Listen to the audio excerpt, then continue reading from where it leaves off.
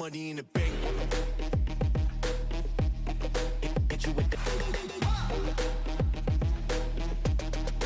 Hit you with the bank. Hit you with the.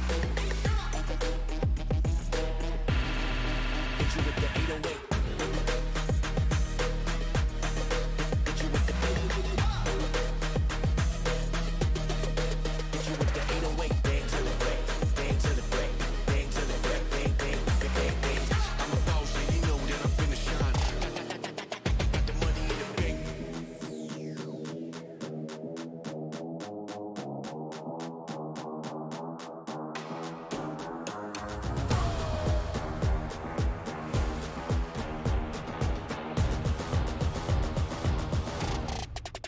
Got the money in the bank.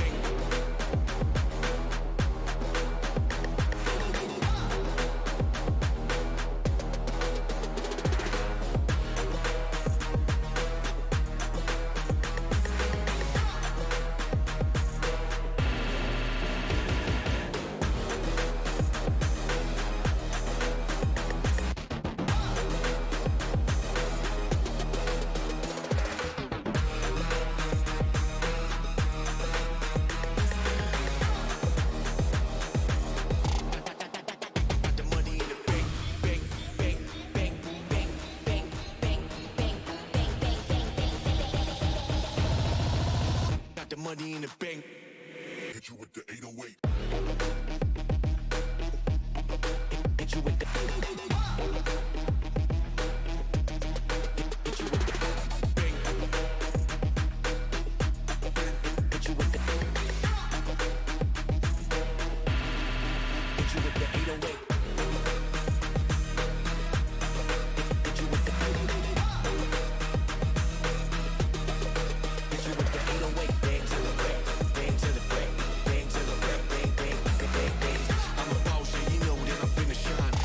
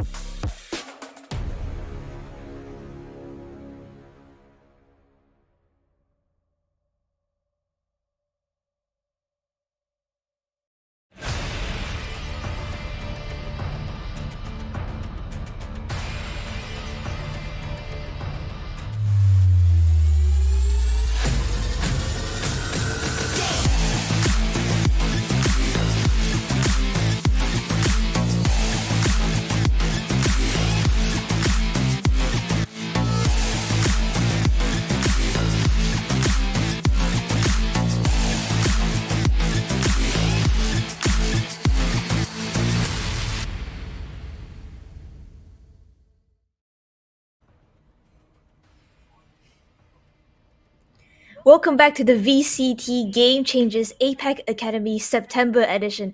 My name is Grammy, and joining me today is Dadum. How are you feeling today? So happy to be back here. We have a fresh set of teams this month here, Grammy, and I'm super excited for the matches that we have in at hand here. Do note, guys, that we are already deep into the playoffs. This is the upper bracket, or rather, the first matchup that we will be showcasing will be in the upper bracket round number 3, and then afterwards we still have two matches to be showcased after that as well. And let's get right into it. Let's take a look at the teams that we have registered for the academy this September. We got the first matchup is going to be Hurricanes versus No Game Sense. It is in the upper bracket round number 3 already, and the teams are going to be competing for a total prize pool of 500 US dollars here, Grammy. So competition really tight. Yeah, definitely agree with you right there. I mean, all these players, we do see a couple of players who are no stranger to the VCT Game Changers APAC Academy Mm, itself. But I do believe there are a couple of new names that I saw when taking a look at the roster and the teams list there. Malding is one of the familiar names that I remember, and Chicken Kebab, actually, we haven't, I don't think we've seen them before, so I do think they might be a force to be reckoned with here. But we are going to be covering the upper bracket round 3 first, yes. Hurricanes versus No Game Sense. And what do you think of this matchup, Matt? I feel like it's gonna be fully action packed. That's the only thing I'm sure of. You did mention Malding being one of the teams that has had that experience before coming into this month. Unfortunately, they will be going for the lower bracket run after losing their first round best of one. However, they are performing pretty well. I mean, so far after that first round loss, they haven't lost a single game, and they're looking perfect so far. Meanwhile, for the match we have at hand, Hurricanes and No Game Sense, both of these teams have yet to have a single loss. That signals to me that both of them are so ready for this upcoming match, and I can't wait to see what both teams have to offer, especially because Grammy Champions is currently ongoing and so much strats are on full showcase, particularly in newer maps like Pearl, where we saw a lot of strats being shown up by one of my favorite teams, of course, one of our favorite teams, Paper Rex. Oh, by the way, unfortunately, it hasn't been able to get into the playoffs, but still, a lot of amazing stuff shown in Champions in general. And unfortunately, we will not be showcasing Pearl for our first game of the day. Instead, we're going into Fracture. And speaking of the map, ready for the agent select screen here, Grammy. So, what do you expect to see here in this map? Fracture itself is it gives you so much opportunity to come up with pretty innovative strats in terms of your depending on your team composition, right? So maybe if you're running a neon, you could really catch those timings, the rotation timings coming in for the opponent team, because neon, her core kit is to get her in places that you don't expect her to be with her speed, right? Mm-hmm. And looking at Hurricanes, they're gonna be locking in the Brimstone as well as the Viper, so double controller composition. What do you think of this? I mean, of course, this is a thing that is sort of reminiscent of uh, a sort of safer kind of playstyle, right? It's either a choice of a neon or a raise, and then you build that composition around those two duelists. And in this case, the neon, a little bit more on the safer route, especially with the covers that both controllers offer, and of course, having a Select your cipher, agent. well, gives that extra layer of security towards the defense and looking for the lurks. I do wonder though why Hurricanes prefer having a cipher over that chamber. Chamber is a staple here in Fracture just because of the amount of, I guess, versatility that Chamber does offer, even with the recent changes to the Headhunter and of course the nerfs to the Tour de Force as well. Chamber is still top notch, particularly here in Fracture because of the trademark as well. Speaking of Chamber, no game sense going for the more, I guess, standard route. They're going for the raise into the chamber combo. So I guess this really shows the difference between the playstyle between over or both of our teams. Right. On the one hand, you got a neon that's a little bit more safe, a little bit more utility sided. And on the other, you've got very heavy fragging potential. And of course, you got that classic fade into the raise combo.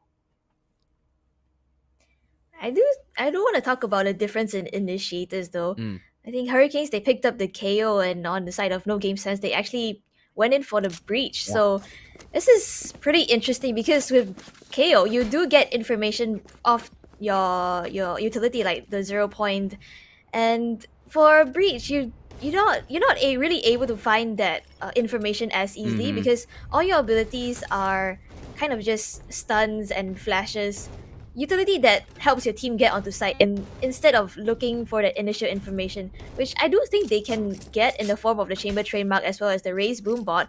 But on the attacking side they might have to body check everything in this sense. Yeah. I actually stand corrected. They don't actually have a fade. As you pointed out, they do have the breach. So this actually is what is really the standard here in Fracture. Some teams do go for the fade, but breach, of course, doubles down on sort of like the tempo. Because that's, I feel like, one of the things that's underappreciated when you go in maps like Fracture. The tempo that you have to play is very, very unique compared to other maps, and the breach really plays well into setting that tempo. Speaking of which, it seems like No Game Sense have decided they're going to commit into this B site. Yowen is the one holding the line here. Camera has been taken out. Be spotting out a couple of these members coming in into site. Decent amount of utility already used up. And the wall not signaling yet whether they are going to commit into here. Camera finally getting taken down. AO Wind doesn't really spot anyone coming in, but he hears a lot of this noise. And the plant, here it is, Grimmy. Spike planted. Plant going down, retake is on 5v5 and the pistol round as well. And it seems like all these players on the side of Hurricanes, they're coming in from CT already. First pick going the way of Hurricanes, but NGS fire back with 3 of their One own. enemy remaining. As the trades come through, it's all up to Aowen to try and go in for this defuse here. Spike tap coming through as enemy well. remaining. Gets the first, but she made a find the second. She Wow. does! 3 kills in the round to pick up the pistol round for her team. Great little recovery there for AO Wind. Clutch. It was a pretty quick execute actually for Hurricanes. Then No Game Sense, or rather quick execute from No Game Sense, then a quick rotate from Hurricanes, and actually went down pretty quickly, trimmed down to a 1v2. And the things AO Wind left One enemy clean remaining. things up for her team, which she does so very, very nicely here with 40 HP to spare. There goes the first round for Hurricanes, and I guess it's one of the things as well that really is a thing you have to be careful of in a composition such as this that No Game Sense is running, is the post plant defense is not necessarily as strong as you would hope. I mean, sure, it'd make it easier to get into sight with the breach utility, but if you don't really get those opening picks on the post plant defense, it's really hard to keep in control of that site. Yeah, I do agree with you there. I mean, in terms of post plant, they do have a couple of post plant utility in the form of the snake bite, the incendiary, as well as the paint shells. I think Fnatic was one of the teams who play the fractured lineups with those 3 agents. They are all the utility, but it seems like No Game Sense they're actually using this utility to go in for the execute instead of playing for the post plant. Exactly. This time though, taking things a little bit slowly. Those utility that you've mentioned, I don't think they have the luxury of picking that up this time because they barely have any firepower to work with. A couple of snake bites actually in their hands, but get Periwinkle unable to even secure a couple of bullets. Oh no. Oh no, Faintly. He's getting pummeled by all of that breach util. 30 seconds But left. she's gonna be staying relatively safe here. Not a lot of guns, remember, in their side, but they still will be able to pick her up. And opening up A site now, Smoke's getting laid out, Wall's already down, and Kiddle looking to take them down before the plant even goes down. Playing with fire a little bit here as Satsui goes in against Moonfall. Picks up a second, and suddenly No Game Sense looking to secure this round for themselves. Satsui down to 3 HP. The flashpoint certainly going to make it easier for them to hold the line here against the last 2 members of Hurricanes. Neo Wind in the same spot that she found herself in the last round. Flashbang comes out, but Atsui for the 3K. Yo Wind picks up a second, but that's about it. That's all she gets. The Thrifty is done for No Game Sense, and they convert to round number 2. The crossfire coming in for No Game Sense was really strong in that situation because you literally had players playing on default as well as the from A main. So for the players of Hurricanes coming onto site, they had basically a whole semicircle in front of them to look. So it was a really difficult situation for them, and especially since Atsui, she actually picked up a Spectre that was dropped by one of the players of Hurricanes and found 2 picks of her own there, which really helped them to open up the site. And this time around, no game sense. Losing, they're able to buy up a couple of rifles. Kiddo actually going aggressive here, spots out the players of No Game Sense all waiting for them to get completely shut down. Yeah. Seems like they've done their homework here, Grammy. Knew exactly what Hurricanes' plan was. Just like that, they shut down the aggression. 4 members down already, and last person standing, AO Wind, only has a sheriff. Does have the ult, but I don't think she's gonna be committing that anytime soon. She does have pretty good idea of where everyone is. All in sight. She's not even gonna make the connect on the first shot. So it's Zenny. Who will 2-1 on the board. No game sense. Looking stellar in the first 3 rounds of the game here. I mean, it was a pretty rocky start, but right after this, look, they just waited. Actually, they didn't even wait for a lot of time. They just waited for a couple of seconds and knew that something was in the works for Hurricanes. And read it perfectly here, where they're exactly gonna be coming from. And I gotta say, a real good job as well, not letting anyone fall down. Really denying all of those upgrades from the hands of Hurricanes, who this time playing a pseudo-aggressive triple stack in A, but not really the best of reads, as well already laid down in B site. Wait for it to come through. Aowen gets knocked up. She's been spotted as well, tagged up and taken down. Zenny able to open up the site for her team. The rotation's coming through once again. They're going in for this retake from CT, right? Yeah. Which I don't think it might not be the best situation for them, because they're coming in from not a lot of angles, and that just means that No Game Sense, they have less to focus on. And we see Zenny already pick up another on the Kiddo. Gonna go in for the third, but Seraphim picks it up instead here. What? And suddenly the retake gets shut down. Exactly. I mean, we're all coming out from one angle only. Okay, wall goes down, and there you have it. Periwinkle to shut down Moonfall and shut down Hurricanes. The second time that they bought their guns. That is actually very, very methodic there for Hurricanes. But honestly, not a lot they can do there. And I guess it really boils down to the difference in composition. This is why the comp that No Game Sense is running is the more standard of the two, because the sheer amount of utility that they have to slice these opens wide open is very, very hard to withstand. We saw it right there. Eowyn just knocked up in the air, concussed for days, unable to do anything despite using everything in her arsenal to try and stay alive. Really is showcasing just how powerful Breach is in this map. Viper Spit committed actually into a site despite not having a lot of firepower. Hurricanes are showing early signs here of just trying to save the game before it really falls apart. Will it work though, Grammy? Is the question. Periwinkle feet gonna get spotted out by Aowind on the B side, so they're aware that there could be a lurk coming through as well.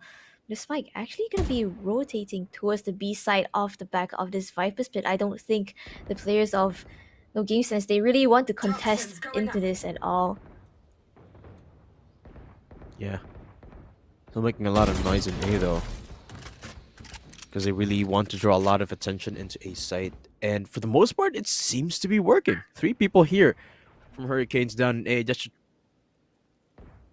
double down or triple down on security. You know, the Spike is into B. Periwinkle opens up tower in B site.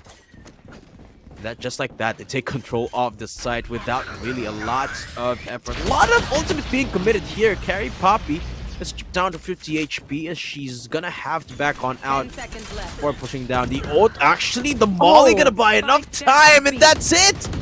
Hurricanes have already won the round by pure utility, and Moonfall picks up another kill as well. What an amazing round What? coming in from Hurricanes right there. What was that? A thrifty round coming through. Just as you mentioned, Dadum, just based off the utility, the Viper Spit, it just stalled so much time for the No Game Sense for the players of Hurricanes, because No Game Sense, they were just kind of kept at bay, and even though they did manage to open up the B side, the utility that Hurricanes had, the Orbital Strike as well as the Incendiary, it was able to just stall just enough time for the spike to not go down, and insane round coming in from Hurricanes right there. So Yeah. Definitely showing that This they've time- done their homework as well, right? yeah, They knew that Game Sense wanted to go for that type of playstyle and immediately used all of their ultis to deny that plant. Fairly, at the receiving end of things, just under in the site. This time around, no gamers, no Game Sense are struggling a little to get into sight. There goes the Showstopper at Sui with the first contact, but the lineup is just not there. Showstopper goes wide, but Zenny opens up the site either way for the 2v4. Now remember, this is the gun round for Hurricanes once more, and they seem to be faltering here without their ultimates. And AOWin, this is, I believe, the third round that AOWin has had that ulti up. Okay, she will be able to pick up Zenny, but this task seems too big of an order here, Grim. Can she pull through with a 1v3? I don't think so. To be quite honest, there's very no way. very There's no tall way. task for here Yeah. for her pushing out of this CT position with the Cyber Cage though. Neurotheft gonna come through, but instantly she gets shut down, her head taken off as well as the hat, and No Game Sense, they take round 4. And I think what's interesting is that Hurricanes, even though they have utility to try and gather early information, they're not really committing to it.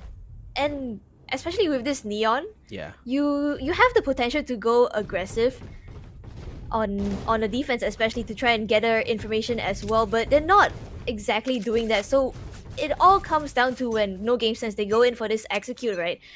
The Hurricane players, they don't have the read on them at all. Yeah, and exactly. this time around, No Game Sense, the tour de force being popped. What can Periwinkle find here? And it's sort of like the recurring pattern, right? Whenever No Game Sense takes control of sight, they seem to take the round every single time.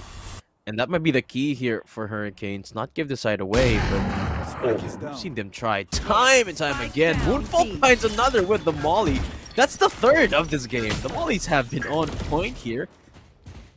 And she finds another one as well. Seraphine goes down. And suddenly the Thrifty is in the works. Oh, what is happening here? The Sheriffs are forced to be reckoned with. Okay, Atsui strikes back with 2. She does have the Rolling Thunder again once more, but she doesn't have the spike. Atsui with another. And Periwinkle to save the round for No Game Sense. There you have it once more. Atsui with another huge round. We have to see that again. Those Sheriffs, though, making it so possible here. We're almost coming back, but the Rolling Thunder from Atsui making it impossible to find anything more. That's final kill for Periwinkle. 5-2 is the scoreline now. No Game Sense. All things considered, Grammy, their attacking side here has so far been perfect, apart from the thrifty rounds for some weird reason. I mean, I think they did have the right intention. It's just that the utility usage coming in from Hurricanes, it was, I guess, a bit more unpredictable in that sense. I don't think No Game Sense, they really expected Hurricanes to commit so many ultimates, especially on a thrifty round like that. Yeah. But because they took that unexpected move, that was what won them the round. So I do think Hurricanes, they might have to play into this kind of unexpectedness to be able to catch the players of No Game Sense off and find a couple of picks here and there, and that might be the key to them winning a couple more rounds on the defense. Yeah. They do a lot of things here. I mean, they haven't actually gone for a full-on 5v5 retake. That is not a thrifty round. Perhaps that could be key, but we've seen how hard they've struggled going for that route before.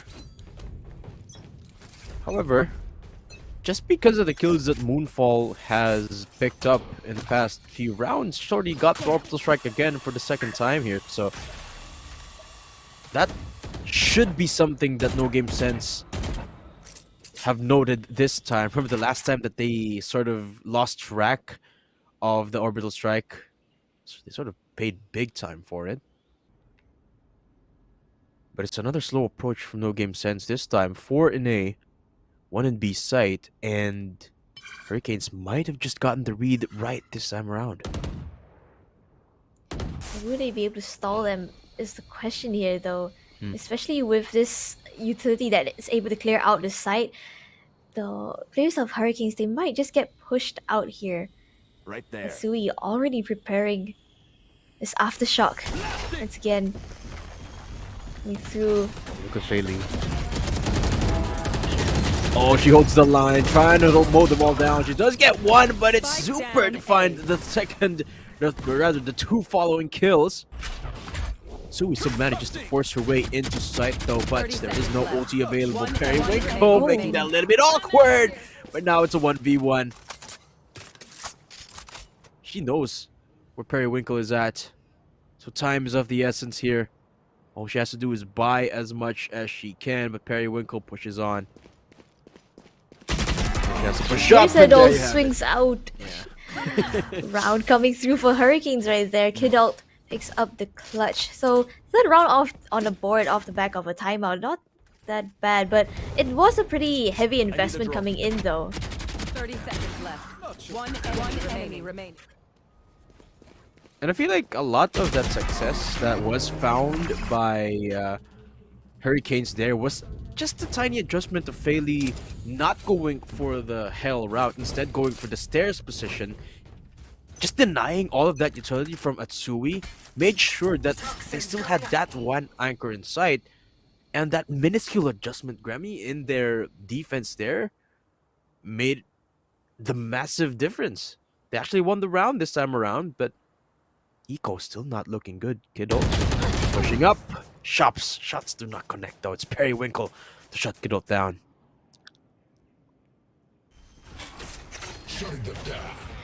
Seems like the Excelsior is coming in on the other side of the map though, but 0 Point gonna spot out 3 players, so Hurricanes, they're actually aware of this. Fairly, she's gonna actually push the issue here on these players of No Game Sense. It seems like No Game Sense, they want to go in to this execute themselves. Oh, okay, Poison Orb to try and Wow. hide away from this trademark here. If these players of No Game Sense, they don't don't go in for this execute. Oh! Oh no! Oh no, Bailey. Everything was riding on that for Hurricanes. Oh, she played it so well too, using 30 the seconds smoke left. to deny the trademark pop, but either way, No Game Sense. She gets the plant off. Orbital Strike again denies carry Poppy of the plant. And for sure, there is going to be a Molly lineup here, but time is ticking away. Hurricanes 2v5. No Game Sense will be able to get the plant down, so that might have been a futile attempt anyway. Moonfall does only have the Taken down. Aries, okay, finally getting the kill onto Atsui, but still tall order here. Zenny's 1 HP. I don't think she's got any clue that Zenny is 1 HP, but Right she have here. a pretty good idea of where they both are at. Ping's now coming out, watching the right angles as well. All it takes is one bullet, and Zenny is the one to shut Moonfall down. No Game Sense. 6 on the board now, Graham. For Zenny, it doesn't matter if she has 5 health or 100. look at this She's able to player. get a kill anyway, but Fairly, everything was going right for her in that situation up until the point where she ran into the players of No Game Sense themselves, and unfortunately, a little bit of a difficult situation as well because you have 2 targets now, right? It's a bit of a tough decision on who you should fire at or where you should fire at. But unfortunately for her, she was unable to connect the shots in that situation. No Game Sense already on 6 points on the board. Do have a couple of ultimates here to play with as well. The showstopper already coming online. Yeah. Pressure really showing now onto Hurricanes. I mean, Off your feet! Dusty had an amazing opportunity there. Here we go, though. The execute happening just so quickly from Zenny. Response to actually the laser finger no. of death, but Zenny explodes that neon away. And suddenly, it's a 3v2 actually. Hurricanes put themselves in a pretty decent spot despite, again, being just on the sheriffs. Of course, because it is the eco, Hurricanes don't really have any of the utility, or rather, as much utility as they hoped they could, but you found decent damage here. And all things considered, it's already been a somewhat expensive round for No Game Sense, so just looking for more of that expense to be dealt. Aowen forces her way in, but the bullets are just not enough. Carry Poppy to shut it down. No Game Sense. 7 on the board now, Grammy. And again, Hurricanes seem to be finding a lot of this damage on the thrifty rounds. And I feel like that's because Hurricanes are the least iffy on those rounds, because they feel like that those are the rounds where they have the least to lose, right? And I feel like that's one of the underlying factors of these type of games, is that because these are best of ones, there's a lot of pressure riding on these players' shoulders. So Yeah. once you got the guns, you're kind of expected to perform, and in that aspect, Hurricanes sort of haven't adapted as well as they could have yet. Careful here. This read from No Game Sense is pretty good though. Zenny already picking up first blood. Kid out falls. And suddenly, this B side is completely open for the taking. It's all up to Fayley, but she's holding Arcade where none of the players of No Game Sense are gonna be here. So this might be a difficult situation. The 0 point though coming through. Might spot out a couple of players here as well. There's this fragment to try and stall this push from coming through. It's pretty good though. But on the opposite side of the map itself, the chamber. Periwinkle, she's trying to make her way onto the A side. Seraphine picks up the kill onto Fayley. Numbers advantage in the favor of No Game Sense as well, as the spike is gonna be making its way onto the A side. Yeah. Quick rotate from Hurricanes, not really the best of ideas there, as it leaves A site wide open. And it's a free plant for No Game Sense. Just like that, they switch up their targets. And now there is a lurk coming for Hurricanes. They've got to watch out for this lurk from behind. Otherwise, they're going to pay big time for it. But going to go for the execute. Flash drive comes out. Infamous going in for the peak. Okay, they pick up a 2-for-1. But Periwinkle, she's just a turret here. And Atsui won't even be needing Zenny's help, because No Game Sense now 8-3 on the board. It's the last round in the half. And Hurricanes, the reserved type of playstyle that they have been showing here, Grammy, not working out so far. And I see it right here, Moonfall. It was a pretty nice attempt at the retake, but ultimately not enough against the post plant. That is No Game Sense. Right there. And look at the eco here for Hurricanes. It's all over the place, but they do have a couple of ults available, 3 at that to be exact. So maybe they could pull off another miracle here. Oh, there you go. Kiddo already going aggressive off the back of the Nalcom and picks up that first kill onto Periwinkle. That's a weapon retrieved as well. It seems like she wants to go in for more, so these players of No Game Sense, they're gonna be completely surrounded here. Paint shells coming through for Zenny. Now orbital strike as well to try and clear out the side. Moonfall though picks up the kill onto Atsui. Oh! How did she get that? Yeah, still wins the fight. But here we go, AO win the 2v1. They don't really have to peek this, but Bailey, she wants blood, and she's gonna pay for it. No, Carry Puppy has a doable task at hand. AO win is only around 50 health. And the timing! Carry Puppy gets it. Grove Theft is only going to confirm Aowen's suspicions that Carry Puppy's still right in front of her! But the time! Carry Puppy has the luxury of it, so Aowen now has been turned around for her. And the Viper Spit's gonna make it so much harder for Aowen to push up, but Brody 1 HP anyway. She spots Carry, but Carry still wins the fight! Game Sense take themselves to 9 and Hurricanes. Switching It was a sides. pretty solid attempt. But Grammy, they changed one thing. I mean, the way that they've been playing this defense is that they play the defense so reservedly, right? Hurricanes, the Yeah. moment they step it up, just a single bit of aggression, they make it work. But because of a couple of misplays, Game Sense turned it around. And again, they secure the round. I think not only that, Hurricanes. That was their last defending round, right? So yeah. even though they figured out, okay, maybe going aggressive on the defense is a bit of a better play here, it's too far too late to try and go in for Exactly. more. So 3 rounds is all they get on their defense, but let's see if they have anything to say on their offense instead. Have to wait and see. If the post-plant retake is of any indication, it's not really looking at the best of shapes. But it's all going to boil down into this pistol round. It really pivots just how much momentum they can translate into this attack, especially because they're going into the attacking side. We have of more importance. There's contact. No kills coming through as of yet. Smokes now being laid out. Signals that the push is about to happen here in B's side. But Ifus does go down. Seraphine with a couple of nice spams. Picks up 2 kills. Smokes will be coming down, but look at the numbers getting thinned out here by Hurricanes. 2v3 now, but Kidult goes massive. Hurricanes, at least they take control of site, but for how long can they keep control of it? Periwinkle doesn't get the shots quite off. And Kidult with an amazing pistol, 45 HP. He's off to find more. Oh. The 4K, the ace. She might be getting it here. Tui will be going on for the kill, but does she know where Kidult's going to be coming from? Slide is still available. Timing is going to be off. Massive It's importance here. And Kidult looking prime and ready to get it.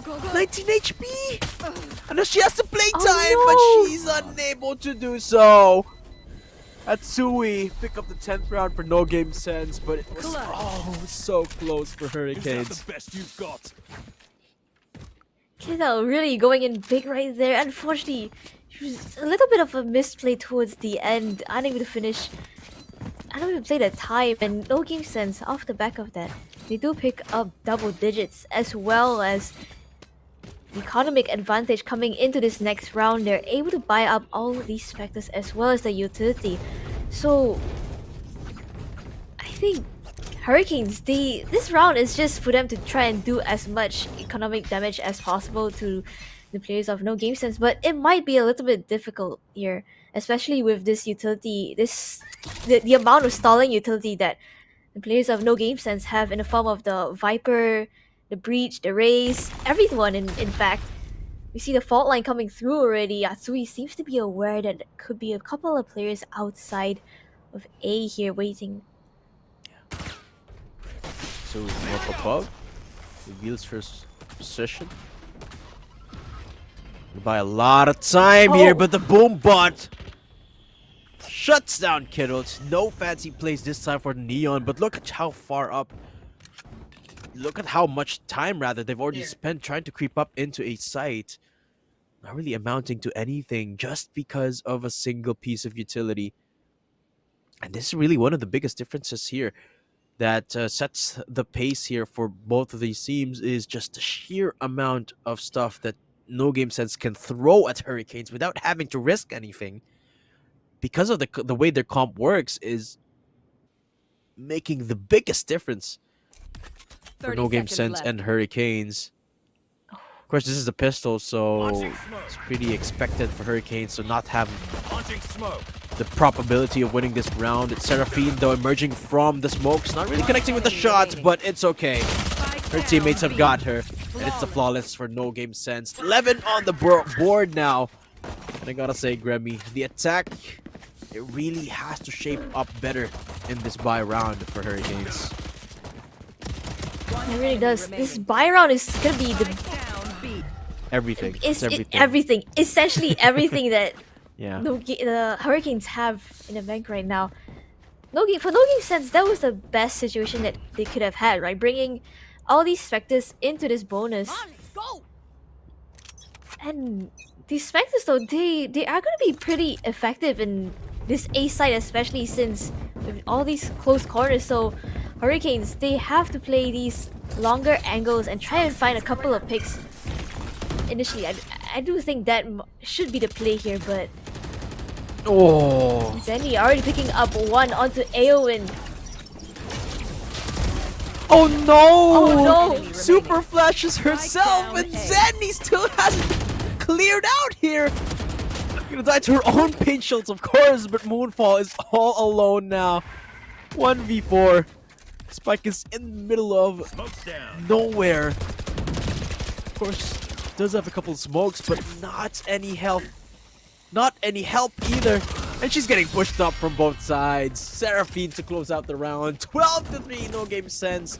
Looking to make this Match point. game looking to end this game as quickly as they could. And Zenny, oh, that's such an unfortunate turn of events there for Zuper. Able to get the timing quite off of her own flash drive. And you can see the cracks here starting to show for Hurricanes, Grammy. 3-12. The gun round, as you said, it was everything. And now, well, they don't have a lot. Dare say they don't have anything. They do have a couple of ultimates on their back though. The overdrive as well as the I Viper's guess. Pit. I guess so, yeah. If they're able to utilize that, there could be a chance for them to come back into this, especially since this time around Hurricanes, they're actually going for a split push instead. Okay. Fairly already picking up the first onto carry copy. That's the Viper shut Oh, down by no. the paint shells. Oh no, Zenny picks up two, completely shutting down that advancement as Sui for two as well. And Zenny Showstopper does not connect, but her shot does, and no game sense. They pick up the game, closing it out 13-3. Oh, 13-3. No game sense. Just like that. They finished our first game of the day. Such a decisive game for them. And of course, well, I feel like the biggest difference maker there, Grammy, was their composition, essentially. Because of the way Hurricanes drafted their comp, it's sort of, they have to play slow, right? And I talk about how the tempo is really important here in Fracture in particular. They don't really have the luxury of picking up the pace. They only had very limited options when it comes to the tempo because they have to take time clearing each and every one of these corners. Unlike NGS, who has the luxury of just throwing up a boom bot, throwing out anything, everything that the breach had, and certainly made it easier for them to become the aggressor in this matchup. And it showed just how quickly NGS was able to both shut down the defense and shut down the offense of Hurricanes. And the scoreline reflects it as well. No game sense just has this map figured out. And it's absolutely beautiful to witness. Can't wait to see what they have to offer up in the next coming matches, in the next coming stages, rather, of the brackets. But what a performance. And Zenny at the top as well. Look at just how much impact she found in that game. Yeah, definitely. Off the back of like those paint shells, especially, At the end. they were so devastating to Hurricanes. I think she picked up like what, probably 3 or 4 So kills many. with the paint shells and the boombot as well. So her utility usage in that sense to push the players of Hurricanes off of the aggressive angles was amazing there. Yeah, absolutely. However, that is just the first matchup of the day, folks. We do have 2 more games coming up. It is the upper bracket finals and the lower bracket semifinals we have coming up. But for now, Dadum and Grammy will be right back for the VCT Game Changers Academy here in APAC. So don't go anywhere.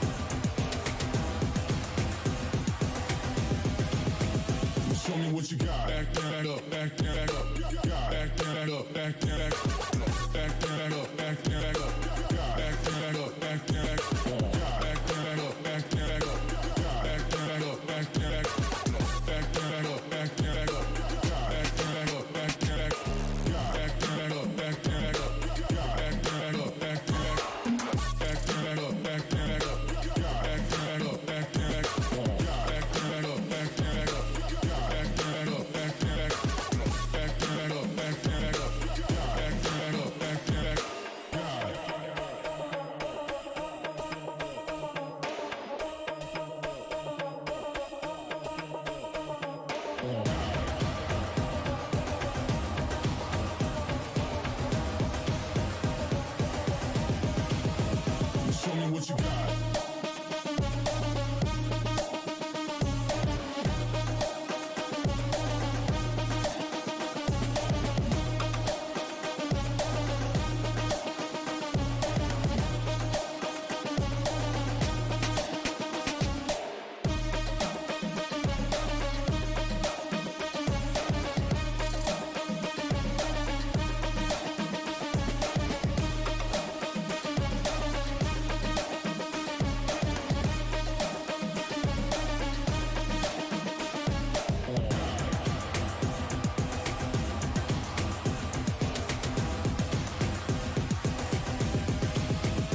Show me what you got. Down, up, back, back, up, God, down, up, back, back, God, down, up, back, back, up, God, down, up, back, back, God, down, up, back, back, up, God, down, up, back, back, God, down, up, back, back, up, God. Ain't no reason to back down, so step it up. God, down, up, back, back, up, God, down, up, back, back, God, down, up, back, back, up, God, down, up, back, back, God, down, up, back, back, up, God, down, up, back, back, God, down, up, back, back, up, God.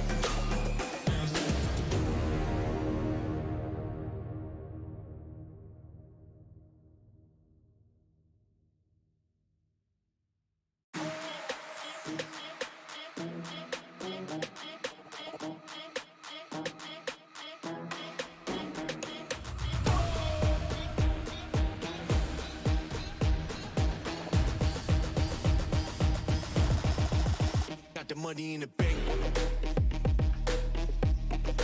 Hit you with the. Hit you with the bank.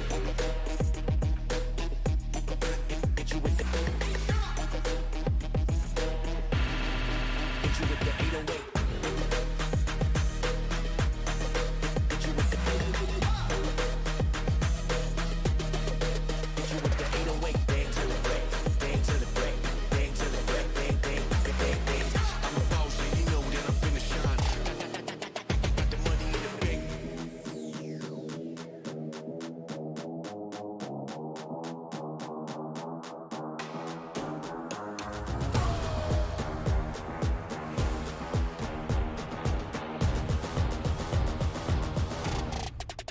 Got the money in the bank.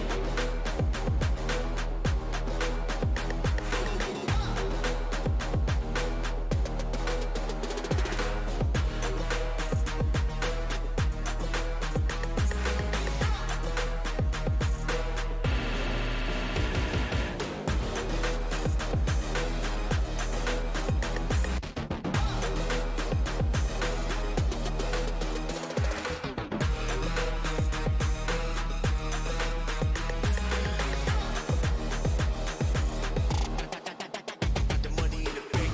Bank, bank, bank, bank, bank, bank, bank, bank, bank, bank, bank. Got the money in the bank. Hit you with the 808. Hit you with the. Hit you with the bank. Hit you with the. Hit you with the 808. Hit you with the. Hit you with the 808. Bang to the break. Bang to the break. Bang to the break. Bang,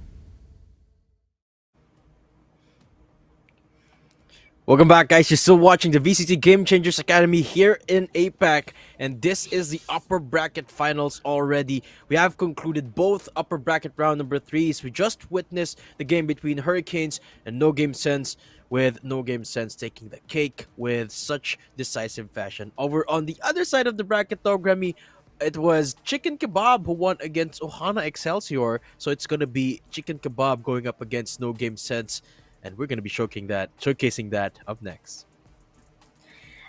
I'm super excited for this matchup, right? Because we just witnessed the game between No Game Sense and Hurricanes, and No Game Sense had an amazing performance on the map of Fracture itself. They went 13-3 and basically a 9-3 half into a 13-3. That Yeah. means the Hurricanes, they didn't get a round of No Game Sense in their defending half. So No Game Sense, they're looking really strong here coming into this matchup against ChickenKebab, who are, I guess, a bit of an unknown factor coming into this. Yeah. Of course, Hana Excelsior, by the way, and Hurricanes are not out of the competition yet. This is a double elimination bracket, so they will continue their run in the lower brackets and still have a chance to get to the lower bracket finals to face off whoever wins the upper bracket finals that we are going to be having right now. However, back to the matter at hand here, Grammy. Between these two teams, No Game Sense is a team that we witnessed just how well they perform, and based on their last performance in Fracture, I feel like they have a very, very solid grasp of just how the meta works right now. I mean, solely off of the composition and the way they played off of that composition, I feel like they really know what and why things work in the current state of the meta. And of course, I feel like that's going to play so deeply, so well into our next map, which is going to be Haven. Now in Haven, unlike in Fracture, I would argue that there is less room for creativity. But what do you think are the comps that we'll be seeing here, Remy? I mean, I do want to see a Fade and NGS Surfing. Of She's course. actually hovering that though. So the Fade Raze combination is so potent and so strong in this current meta, right? Just because of Yeah. the Seas and Paint Shells combination. If you get trapped within that Seas, you're just gonna get nuked by the Paint Shell. So Mm-hmm. a very dangerous situation for ChickenKebab here. But on the other side though, they are gonna be picking up that Reyna already, which is a pretty interesting pick as a solo duelist, I think. Yeah, exactly. But it does make a lot of sense though, because taking a look at their comp, it's very, very limited when it comes to aggressive tools.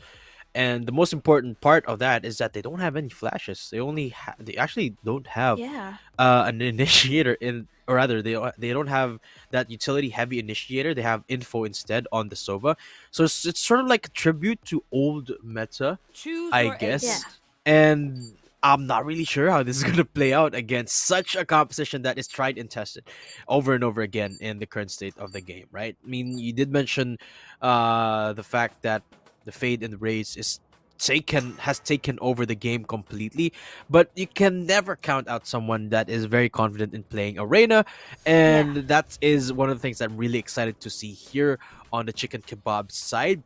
But I gotta say, No Game Sense, they're coming into this matchup with a lot of confidence, a lot of momentum. So it really is still a big question mark for me here, Graham.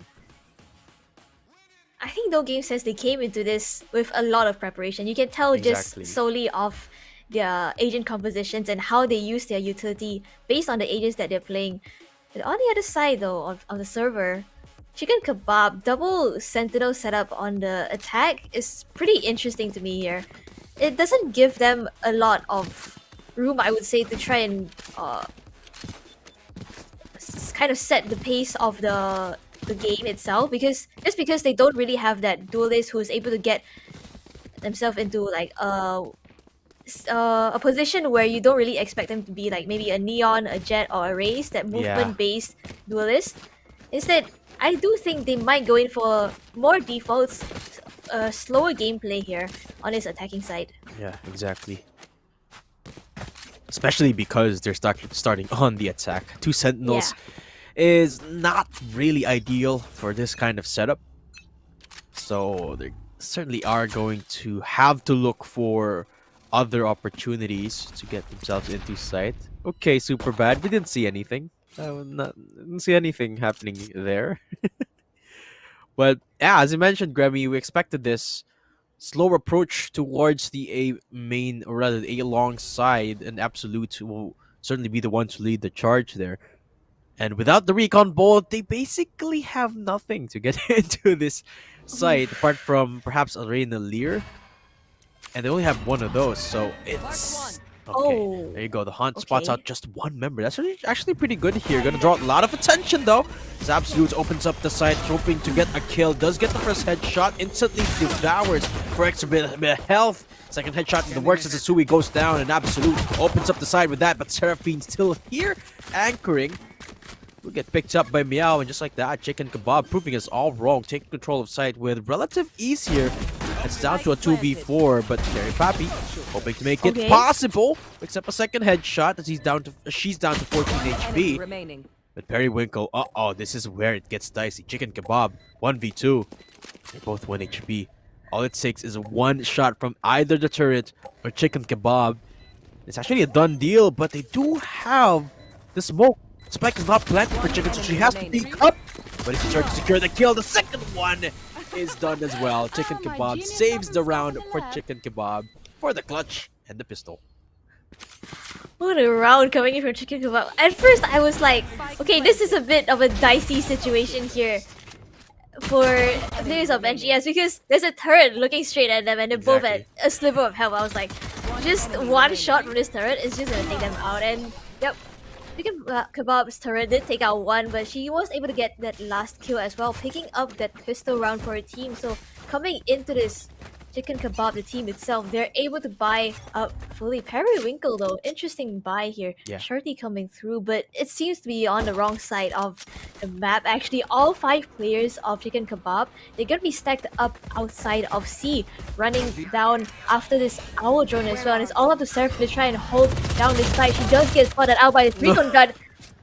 Gets taken down by the Ares as well. And the site is gonna go to ChickenKebab. Spike planted. Ares has too much firepour against these classics. ChickenKebab is just holding the line here. 5v4 of course, and classics only. Perfect little peek from Absolute, almost taking out one of those opponents. Here comes out, and there goes the kill. Looking for more here. Atsui is next on the chopping block, but the next one is one that Absolute might not want to push. Periwinkle, remember, has the shorty. She has to watch out from behind. Getting pushed up now. Periwinkle, the last one. They've heard the shorty shot, so now they're just spamming away, trying to weed out this omen. And round is done. ChickenKebab, a flawless one at that. Periwinkle will not even be able to find anything. And well, that round was unfortunate for Mutters there, but either way, ChickenKebab walk off with their second off the half, or rather the game. But this is where it gets a little bit dicey. I mean, I feel like that round 1, it really showcases just how hard it is to pull off this kind of composition, because the only reason that they really took control of site is because Absolute got an amazing couple of kills. Now though, with the sheer lack of utility that they have to bust these sites open, this is where we get to see how ChickenKebab really wants to approach these rounds. It starts off with a recon bolt that again doesn't work. So again, it's all down to the Lear and the smokes to get into sight. So I can't imagine how they're gonna pull it off without Absolute having to get a kill at least.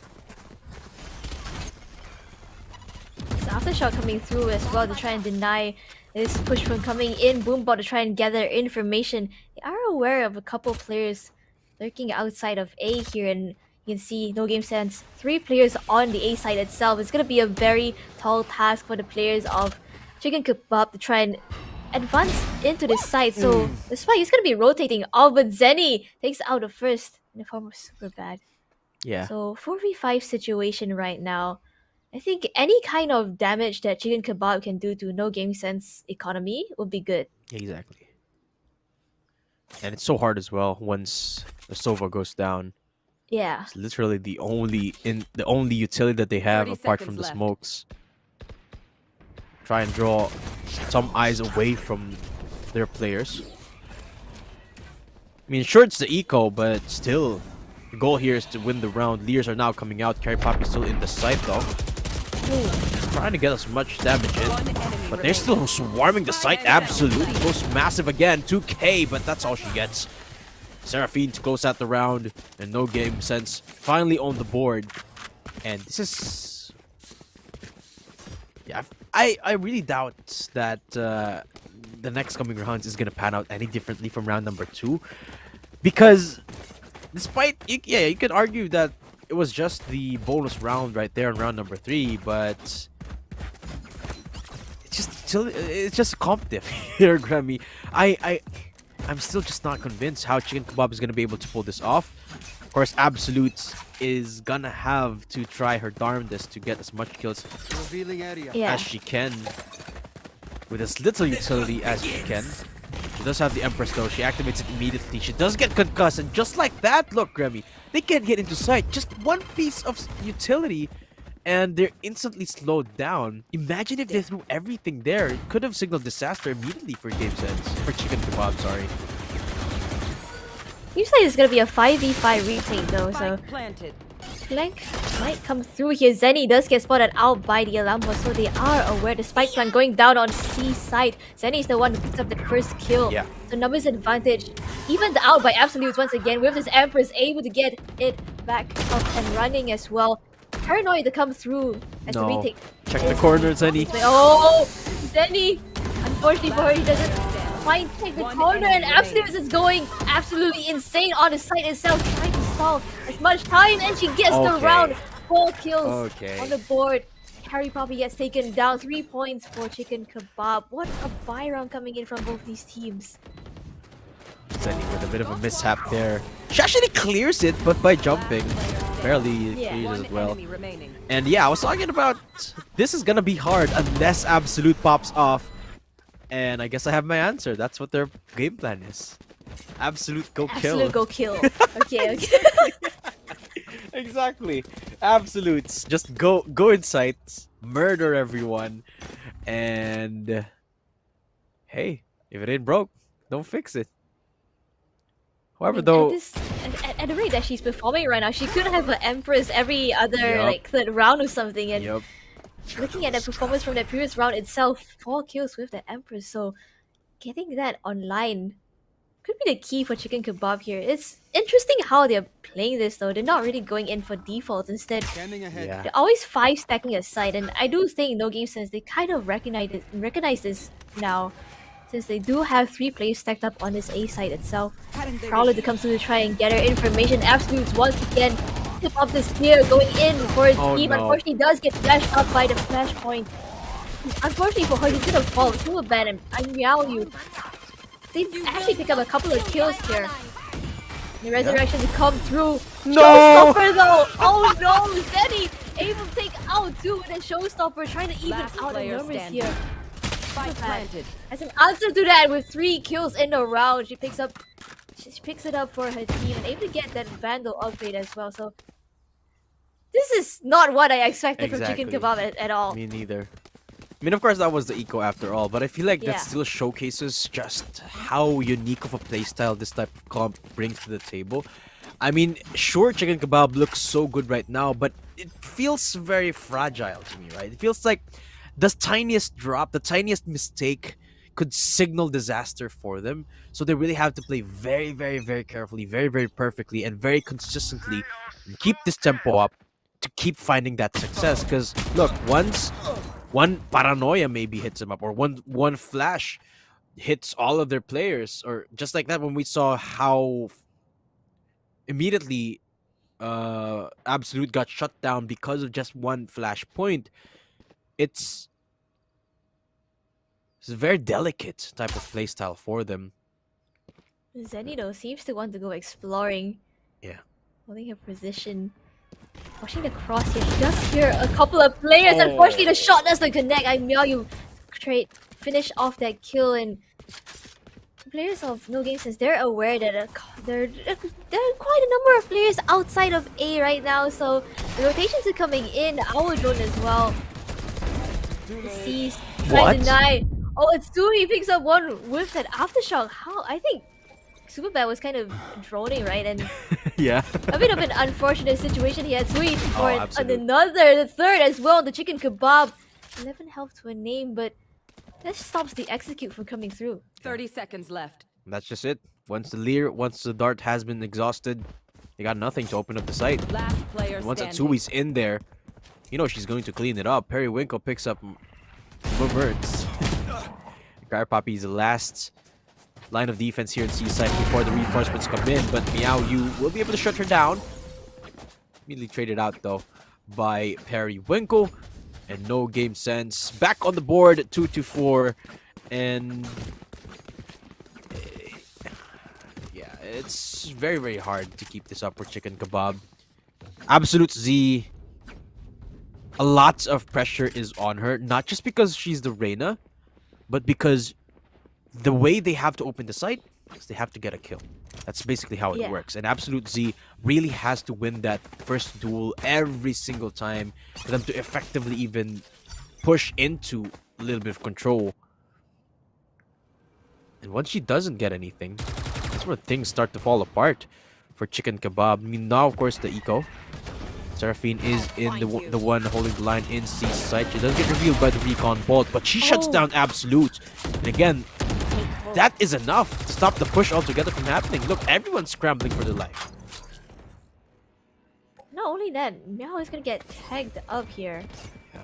They do have the healing off to work with though, so not all is lost, but once Absolute falls, they have no Backup way plan. to try and get up. Yeah, there's no backup plan to try and recover this. Surfing for another onto the Sova as well, so it's a very difficult situation for Chicken Kebab. They don't have the utility that gathers them information. Periwinkle, good for another.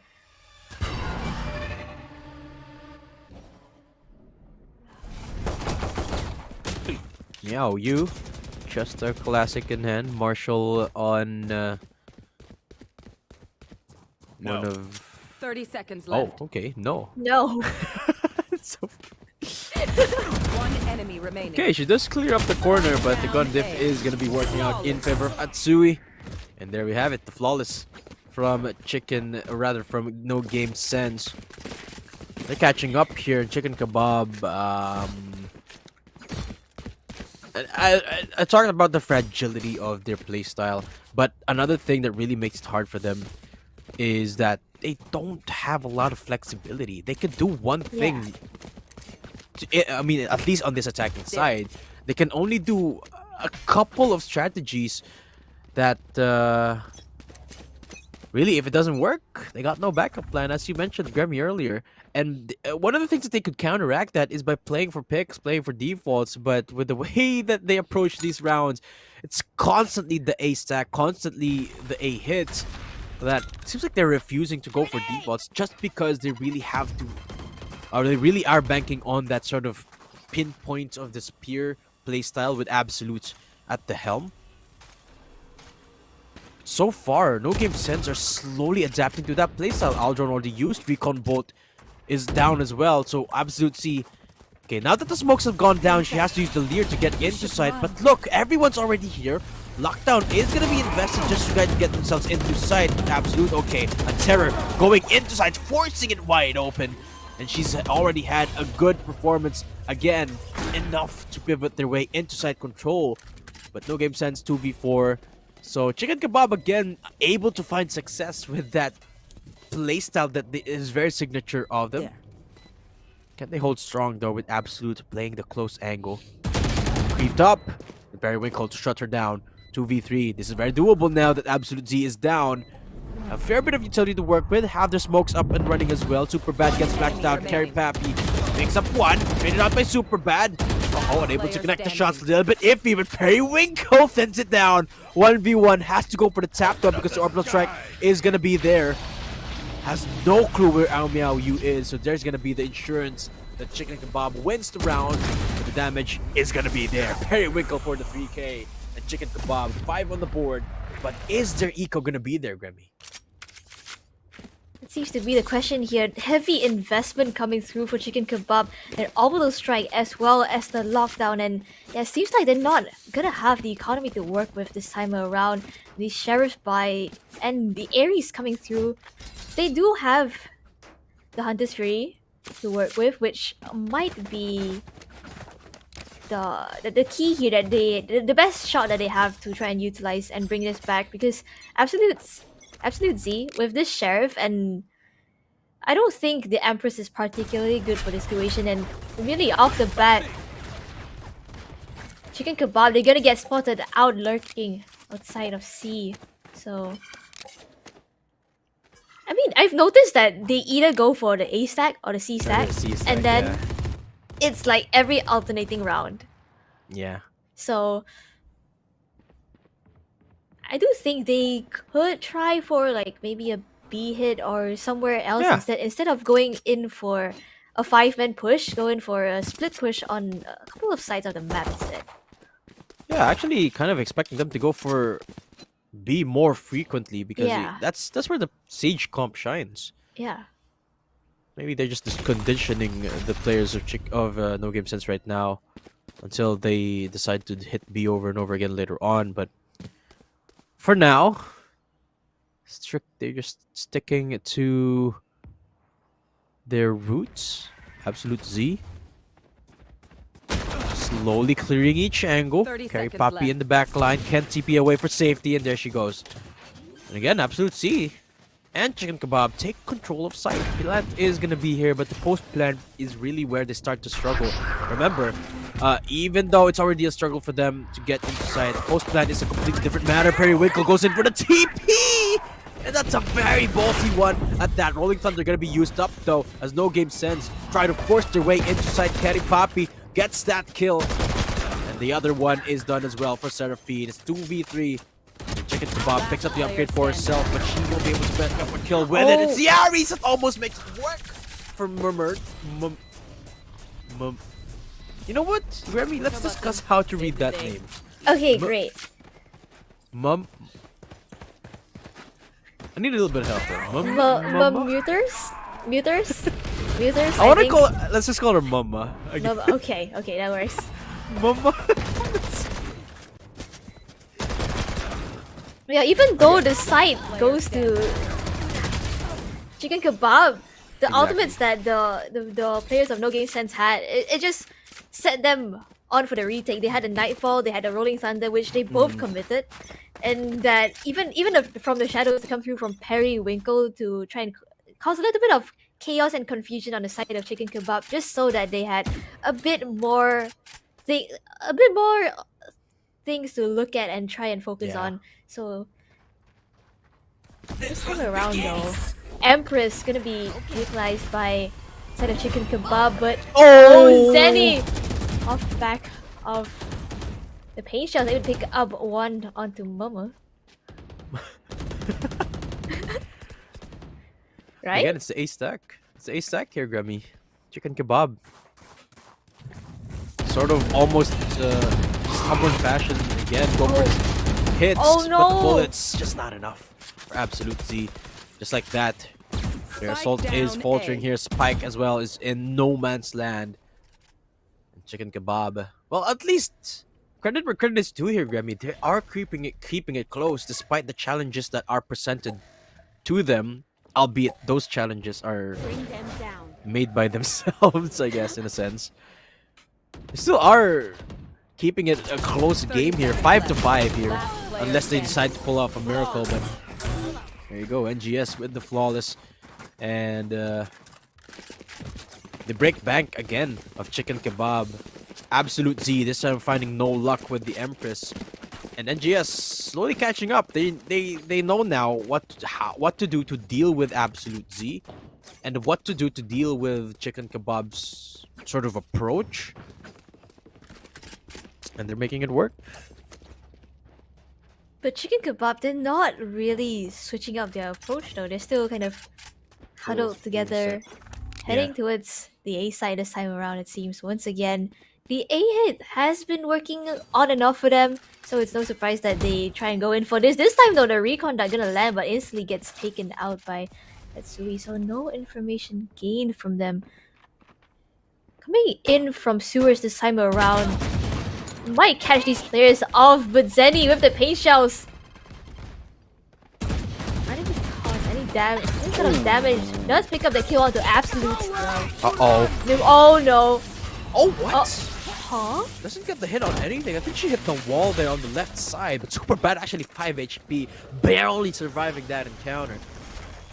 They do have the resurrection though. Yeah, they do. But I don't think they have the guns, Grammy, so I'm not sure if they're gonna want to commit that! Hey, now I'm sure they don't. Seraphine picks up 2. And Mama is gonna try to find as much damage as she could, but if they go for the B hit, Periwinkle is lying in wait with open arms just around the corner. 30 seconds left. Oh, they steer clear of B site. They seem to have a pretty good idea that it's still very well defended, and they're still staying true to the tone of the A to C choices. It seems like B doesn't exist to them at all here. 10 seconds Yeah, left. Haven. Who needs 3 sides of Haven? We just need 2. Just A and C. I suppose C does come through from Seraphine here. Yeah, gets that kill onto Mama as well, but What? Miaoyu with 2 of her own Frenzy and Incendiary to cause some damage here with Periwinkle How from did the she- flank. I have no clue. Where did she throw that molly at, huh? I think it was CT. Spike is diffused. Looking at the X. Then Oh. there might be a smoke there. Yeah, Last round before the switch. 6 points on the board for no games, and last buy round for ChickenKebab. Zenny going down. Unfortunate circumstance there. Unable to get anything with a showstopper, but Seraphine with the cleanup. And yeah, there's a chance here for the equalizer here for the Kebab squad. Especially because they saved up in the last round. And you know what? I have to commend them, Grammy. We expected this game to work out in a very different manner. Yeah. But I certainly didn't expect it to go to a potential 6-6 going into the second half. And it seems like they aren't really banking as much on the Reyna as I thought they would. Even though the scoreline doesn't necessarily reflect that. It certainly feels like even though the Reyna goes down, even if it's at a numbers deficit, ChickenKebab are still able to keep these rounds close. That No Game Sense aren't realistically getting as much momentum as they hoped for. A gift. I think what's interesting about No Game Sense is that they actually put the Raze and the Breach on one side instead of the Raze and Fate. Mm-hmm. Yeah. And as a Breach, I do think there are a couple of power positions that you can really play to try and have your fault line do as much, like exert as much control over like most of the map. You can reach towards Garage or B from the A side itself. So pretty interesting to see No Game Sense how they actually play this Breach. Odin though, sprays coming through Zenny. He's aware of this A-shell. They're waiting. Bomb buddy out. Gonna get some chip damage, but that's all. That's about all. I mean, even ChickenKebab, they might not be able to open up the site as of yet, but they might be able to open up the sky once the spike plan does go down in their favor, though. Shakhtar's trying to weed out Zenny. They know that Zenny's just around the corner, but does Zenny know there are 3 Odins right in front of her? One Odin, 3 guns rather. Okay, there you go, Mama. Going out. Nano Swarm. Zenny really has to get out of here, but she decides not to leave. Doesn't want to risk it. Smoke came out a little bit too late. Resurrect is going to be used to keep ChickenKebab in this round. 4v5, No Game Sense. Slowly getting dismantled in this A site. ChickenKebab going for the C site rotate. They have enough time to do so, but Curry Puppy does have the op. And I don't think they have any smokes left. Once they peek, oh, Carry Poppy a bit too slow on the swing. Gonna go for the repeat though. Lear is not gonna let her find anything yet, but she goes in and finds one. Miaoyu goes down, and Periwinkle spots out that lurking Soba. ChickenKebab gonna go in for the plant, but the Time is barely enough. The Onin goes down. And it's all down to ChickenKebab now to save this round. But No Game Sense deny it. 7-5 going into the second half. And they pick up the last round of this half. It was really close coming in from ChickenKebab, but No Game says they really adapted to how ChickenKebab have been playing, right? Because once their A execute doesn't work, they go to C. There's no doubt about that, and they know that. We already see Carry Puppy and Periwinkle. After the ChickenKebab execute on the A side didn't work out, you already see them on the C side as well as the garage window position. So very well read from them here. And coming into this next half though, ChickenKebab, they do have a little bit more of a defensive composition in terms of Sentinels themselves with that Killjoy and the Sage. But No Game Sense, with the utility combinations as well as their mechanical skills, I do think they should be able to open up these sites here. Absolutely. If the Fracture game was of any indication, their proficiency when it comes to utility usage is just on another level. It shouldn't be too hard of a task for them to gain control of sites, but we gotta remember here, Graham, it's a double Sentinel comp for ChickenKebab, so it might not be as easy as it sounds like. But right from the get-go, look at just how differently No Game Sense approaches this attack. A lot of mid presence. Not once did we see this from ChickenKebab. Yeah. Do get some chip damage on a couple of these players though. It seems like they want to regroup and head towards this A site. I think what's interesting is that ChickenKebab, the player herself, she doesn't buy her utility. She only has the turret set up on the C site, so the Nanoswarm and Alarm Bot are like kind of nowhere to be found. Okay. A little bit of a bait and switch here coming in from No Game Sense with 35 seconds left on the clock. Seems like they're going to head towards the C site instead. Yeah. With a turret is still waiting for them. Exactly. Might just be enough. Spots out one player in garage. Haunt comes out. ChickenKebab still undetected, and she finds one before biting the dust. But No Game Sense still get the plant either way. So 3v4, and here comes the retake from ChickenKebab. Actually, biding their time. They're gonna go in now, fully swarming Periwinkle, who will go down. Let's pick up one. Absolute Z, a terror to behold as she picks up another. And Carry Pappy, everything on the line here for her. On this pistol round, 17 HP. Yeah, there's no way she's gonna be able to survive this or deny the plants.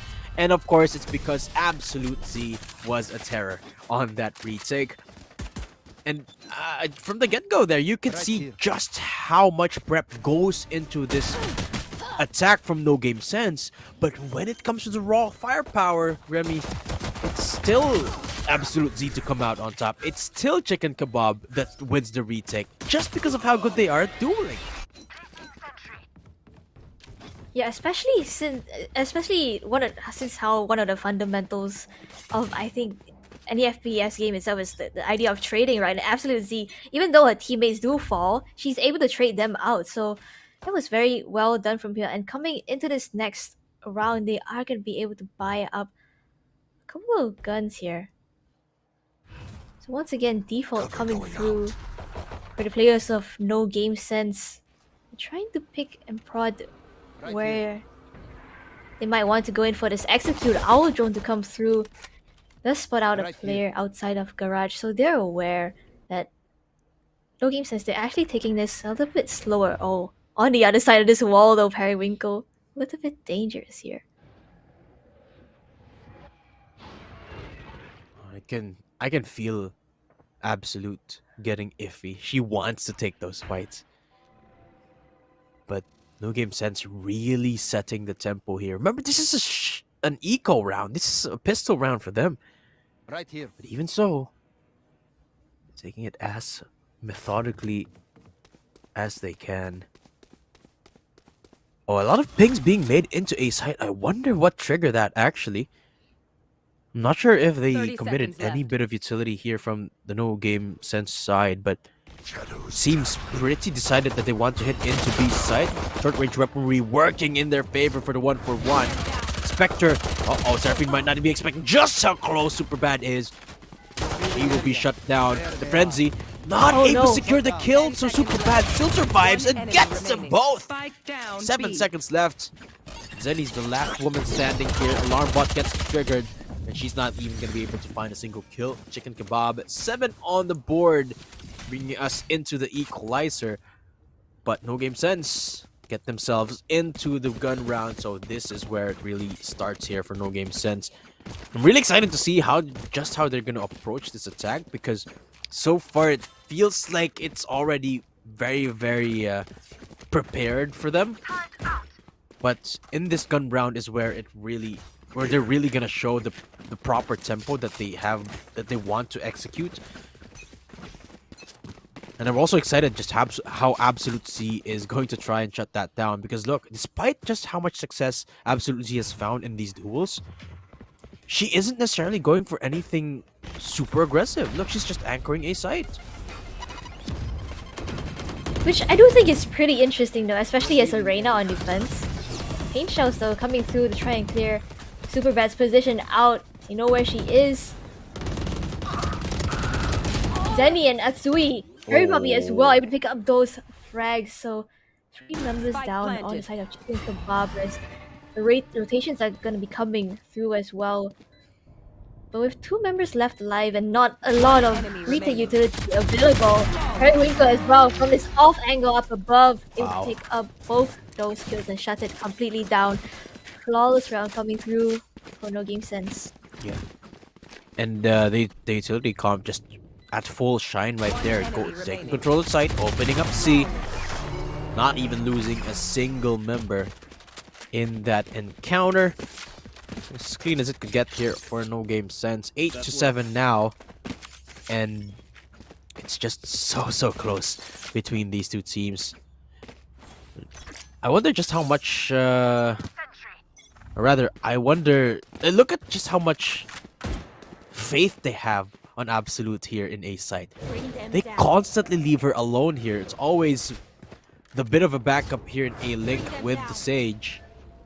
There's a lot of noise being made by No Game Sense trying to take control of A site, but they don't necessarily have to commit here because they have that utility. But either way, they go in for the spike plant. Absolute Z gets digged twice, but she gets the kill.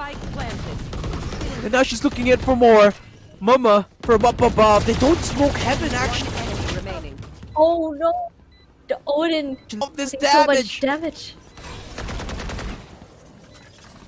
Harry Poppy 1v2 situation here is gonna get spotted out as well. Nano Swam, Alarm Bot, and Shock that all to deny the space from her. Has to go in for this push, but ChickenKebab is ready for it and shuts her down.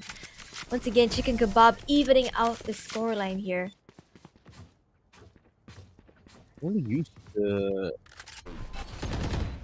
didn't have any smokes left, which is why this play from Momo was made possible. Gary Poppy lastly standing, unable to find the closure. And again, boil back down to the stark difference between the playstyles of these two teams. On the one hand, you've got a team with such heavy firepower on Absolute Z and, well, the whole team in general. But No Game Sense, look at how close their scores are.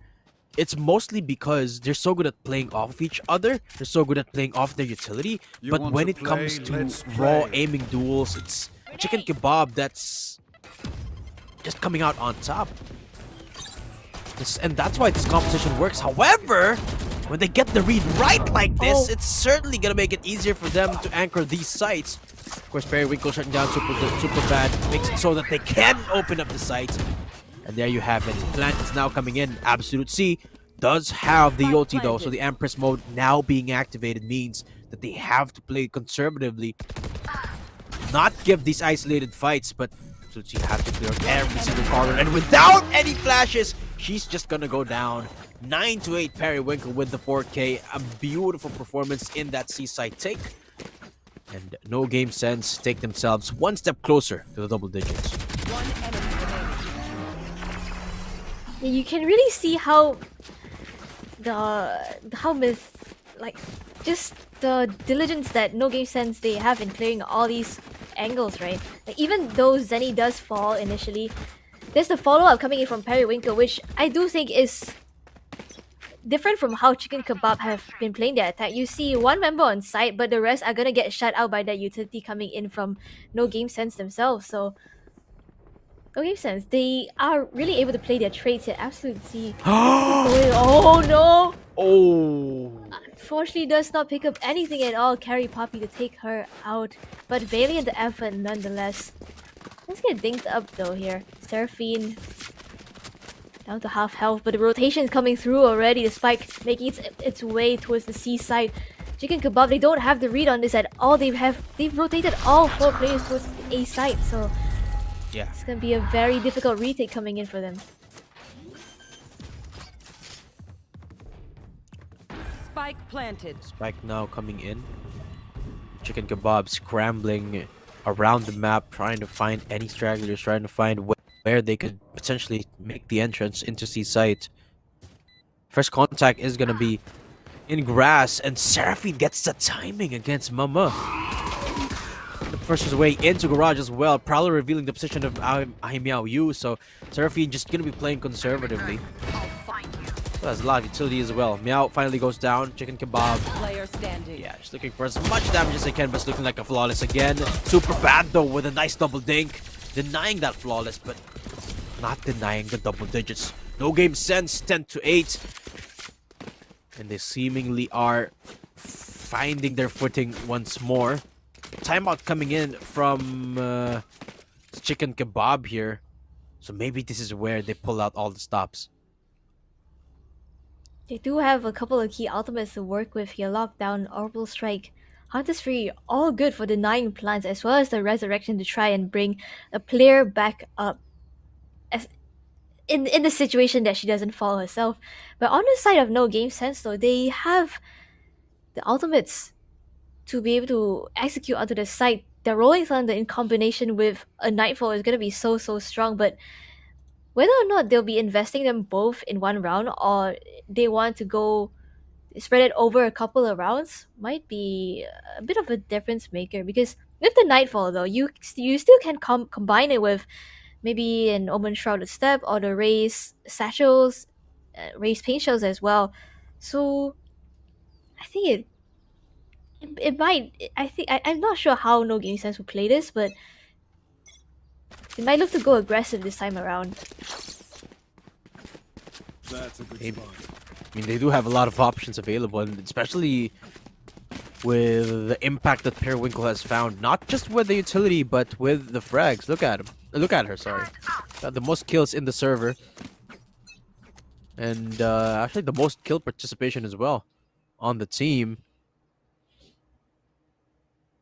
Shrouded Step plays absolutely possible here for the Omen. No Game Sense, taking it slowly. Seraphine. Oh, the Odin! Little bit too late on the pullout. And Momo goes down without even joining anything. Absolute Z though. Finds one before tucking away from the site. But still gonna give away the site into the hands of No Game Sense. So the plan is gonna be here. It's gonna be another retake for ChickenKebab. And at least they do have a lot of their utility available, but with Absolute Z going down, it's gonna be a very hard task here. Very little utility. 3v3, 1 HP left on Miao Yu. But it's still absolutely possible here. I'm not sure they have any ult. They do have the Hunter's Fury available, but the lockdown is not available. And with Seraphine's Nightfall up, they can absolutely still weather the storm for NGS. So much utility being pumped out. ChickenKebab gets the timing off. Seraphine, you cannot reload at that time. But the time is peaking off. It's slowly ticking away here. No Game Sense. All they had to do was buy it to ChickenKebab. Unable to secure the defuse in time. They give up a gun as well. The clutch is done for No Game Sense as they work their way into match point. The alert coming through from Periwinkle to take out Absolutes was the key to shutting down the retake coming in from ChickenKebab there, because once their main duelist went down, it was so difficult for them to re-enter the site, especially with the Fate utility that sees, as well as the fall line coming through for Atsui there. So very well played to no game sense. But ChickenKebab, they have to find an answer to this approach that no game sense is taking this game to. Oh, meow! Face your fear! Goes in for the redip. Unable to estimate just how far forward she steps up for the smokes. Spike planted. And just like that, they get the spike down. I mean, the lockdown is gonna be there, but at this point, no game sense don't really want to stay into ChickenKebab. Unfortunate swing right there. And the lockdown gets destroyed as well. So they don't even have to leave site. Absolutely is isolated here. And the timing almost works perfectly for Zenny. It's all falling apart for Kebab. And no game sense making it look perfect. Okay, super bad. At least he's gonna be able to find one, but she's down 4 HP. And look at the swing from Zenny as well. No game sense at match point, and ChickenKebab is falling apart Match here for point. me. That's two key ultimates invested. The blind Hunter's Fury not connecting onto anyone at all, I think. A bit of a misplay there. But hey, it was aimed towards the default plan, but I think the timing just wasn't right for Superbad right there. One enemy remaining. Match point on the board for no game sense. Time to explode. ChickenKebab, they have so much on their shoulders right now. Try and bring it back. This tempo change coming in from no game sense though. All 5 members heading towards the A site.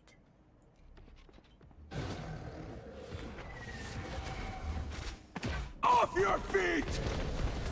Rolling Thunder coming out here. Open up this side. Orbital Strike used a little bit early here, preemptively, but Meow doesn't get the shots off. Pivotal ones at that. It's Seraphim to open it up. Just like that, A site is warmed by the members planted. of No Game Sense. Spike's already gone down, and look at the eco of ChickenKebab. It's in shambles here. But they absolutely have to try their best to force their way into sight here. Absolutely leading the charge, and she gets taken down. Seraphine for the 3K. And it's all down. Just one member, ChickenKebab. Can you save the team? The namesake, can you live up to it? And she can't! Attackers Seraphine win. for the 4K finish. And no game sense advance into the grand finals.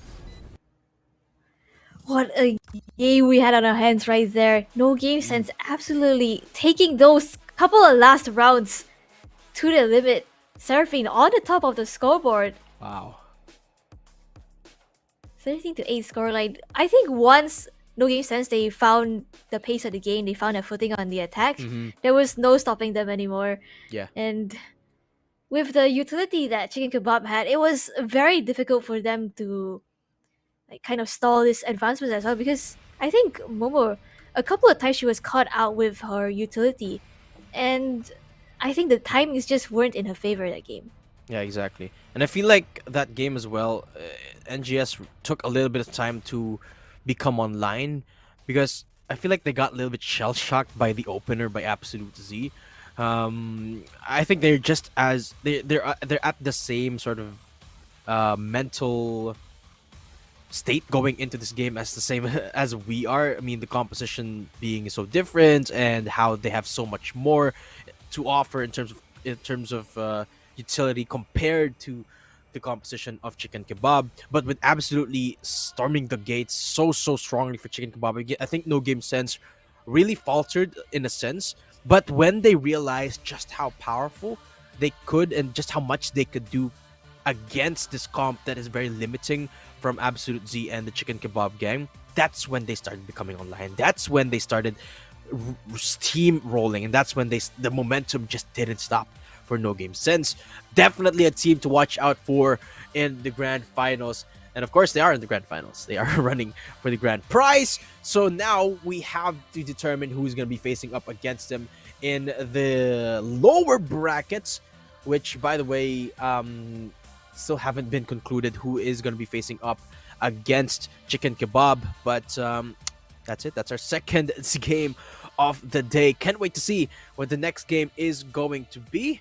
But but no game sense. Performance, absolutely consistent performance across the board so far. Before we head on into the next game, though, we'll just be having a quick break. Dadum here, casting with Grammy Z, and we will be right back with VCT Game Changers Academy for APAC.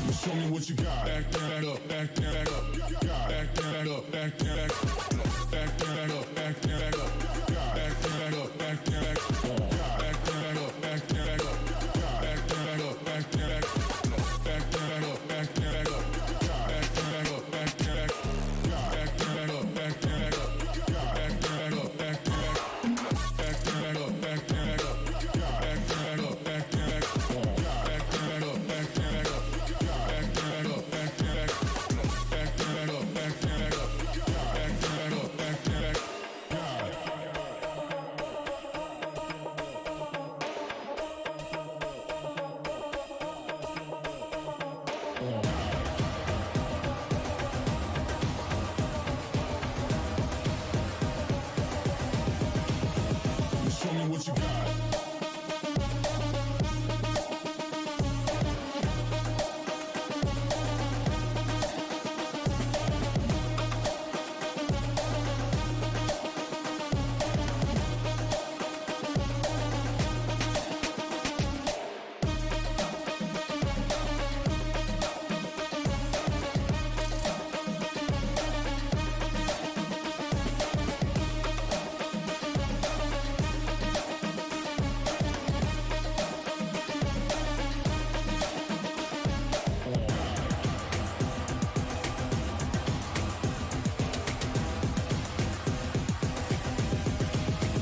Show me what you got. Down, up, back, back, up, God, down, up, back, back, God, down, up, back, back, up, God, down, up, back, back, God, down, up, back, back, up, God, down, up, back, back, God, down, up, back, back, up, God. Ain't no reason to back down, so step it up. God, down, up, back, back, up, God, down, up, back, back, God, down, up, back, back, up, God, down, up, back, back, God, down, up, back, back,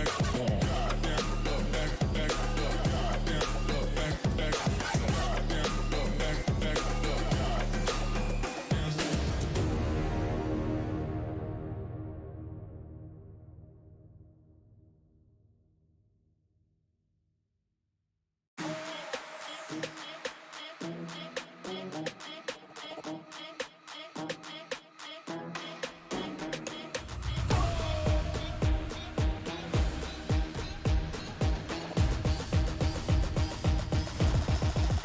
Got the money in the bank. Hit you with the. Hit you with the bang. Hit you with the. Hit you with the 808. Hit you with the. Hit you with the 808. Bang to the break. Bang to the break. Bang to the break. Bang, bang, bang, bang, bang. I'm a boss, and you know that I'm finna shine. Got the money in the bank.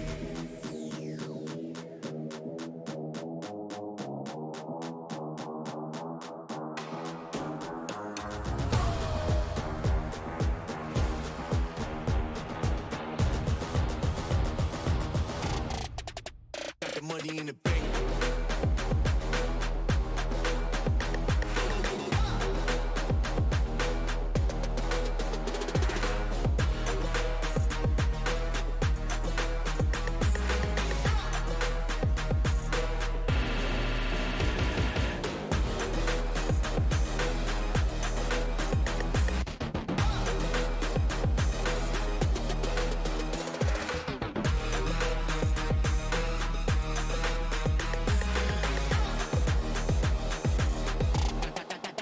Got the money in the bank. Bank, bank, bank, bank, bank, bank, bank, bank, bank, bank, bank. Got the money in the bank. Hit you with the 808. Hit you with the. Hit you with the bang. Hit you with the. Hit you with the 808. Hit you with the. Hit you with the 808. Bang to the break. Bang to the break. Bang to the break. Bang, bang, bang, bang,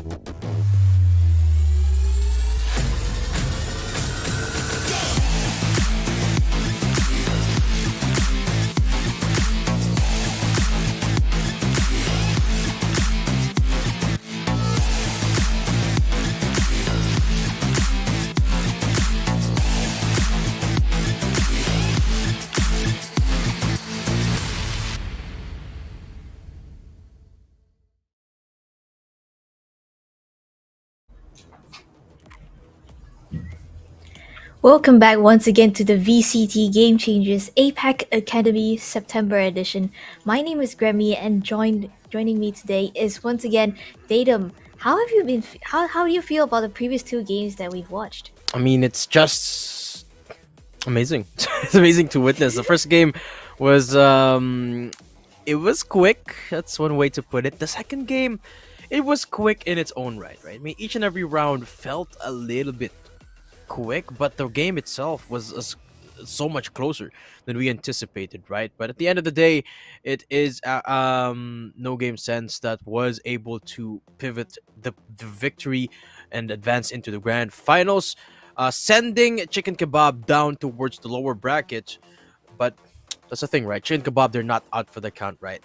They're not out for the count as of yet. I really look forward to seeing them again in the future, because if we see them again in the grand finals, because Chicken Kebab is such a heavy firepower team. I mean, the sheer amount of firepower that they had in the last game, but so much for them. It almost made it work for them despite having a very outdated composition against no game sense. And this is no game sense we're talking about. They are no slouches at all.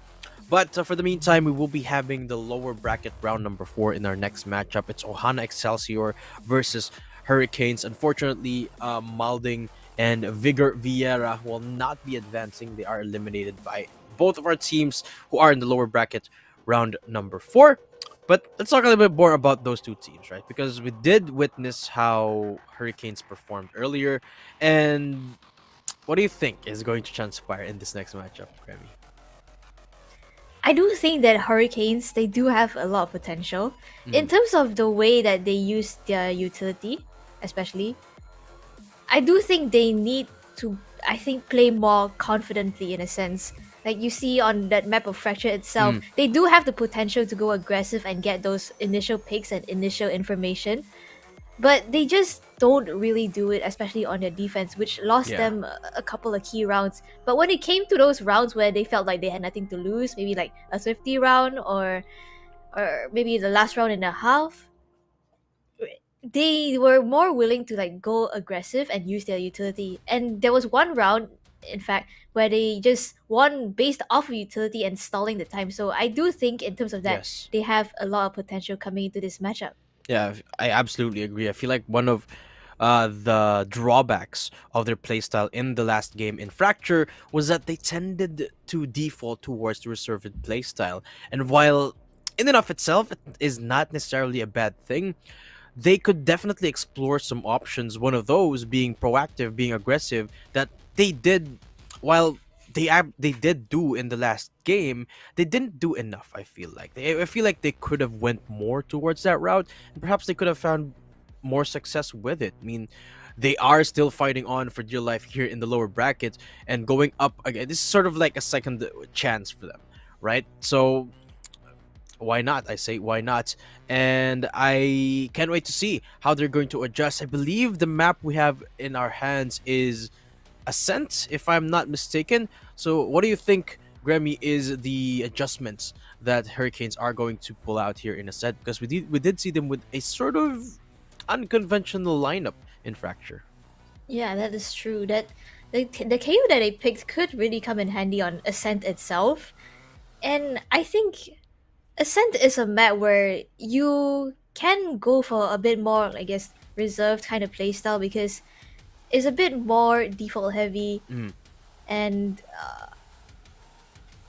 in terms of that, it does kind of go with the playstyle that Hurricanes have themselves, but that doesn't mean that you shouldn't be like going to get information proactively on when you go for the default. So they might have to switch that up a little bit. Maybe when it comes to the defense, not go for like aggressive fights, but more of like proactive searching for information, not committing to fights as well. And I think for the side of Ohana Excelsior, they have played Ascent in this tournament itself before yesterday, and they won against Vigor Vieira 30 mm. to 11. So coming into this match, they are gonna have a little bit of more experience, I believe. Of course. One of the things I'd like to point out though was Hurricanes. They're a team that doesn't necessarily play the chamber as much as the other teams do, and I feel like that is going to definitely come in play in Ascent. One of the maps where Yeah. you don't have to play chamber, right? This is the map where you can bring out those anchors, there's hard sentinels, and one of it seems to me like a signature for Hurricanes to go for a Cypher or a Killjoy. So I would definitely not be surprised to see them pull it out here as well. And as you mentioned, the reserved playstyle here is more welcome than it is in Fracture, because in Ascent, uh, again, tempo is important, right? But I feel like in Ascent, slowing down the tempo of your opponent is as important as setting up the pace for yourself when you go towards that attacking side. And in that regard, I feel like Hurricanes will be able to find a little bit more success as they go on to the defense, where they will be going at the second half of this time. But look at this, Grammy. They're going for a double duelist on Hurricanes side. A change of pace, and they're certainly Select your living up to our agent. expectations.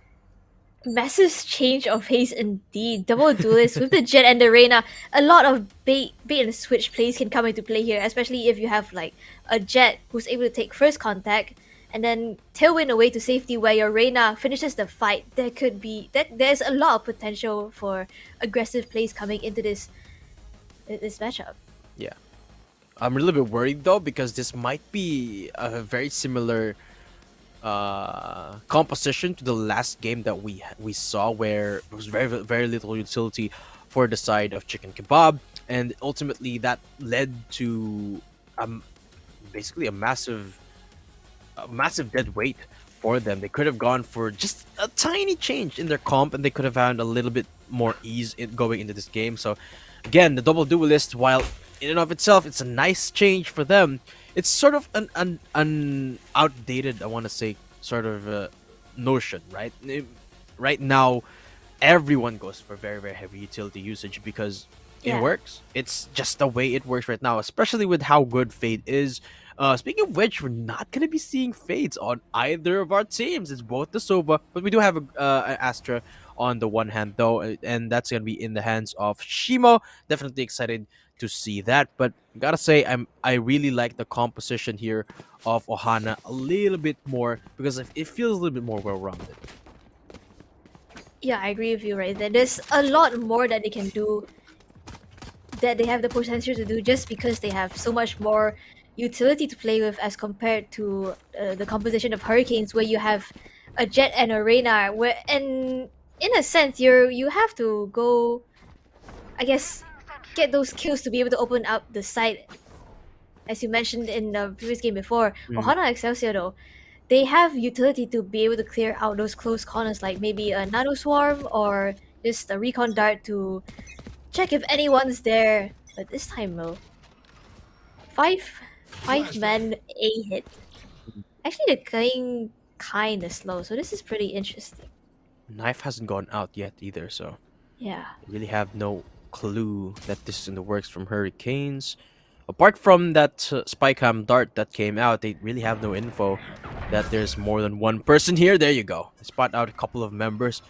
Yandak Tao though, ready for the swing out against Kidult.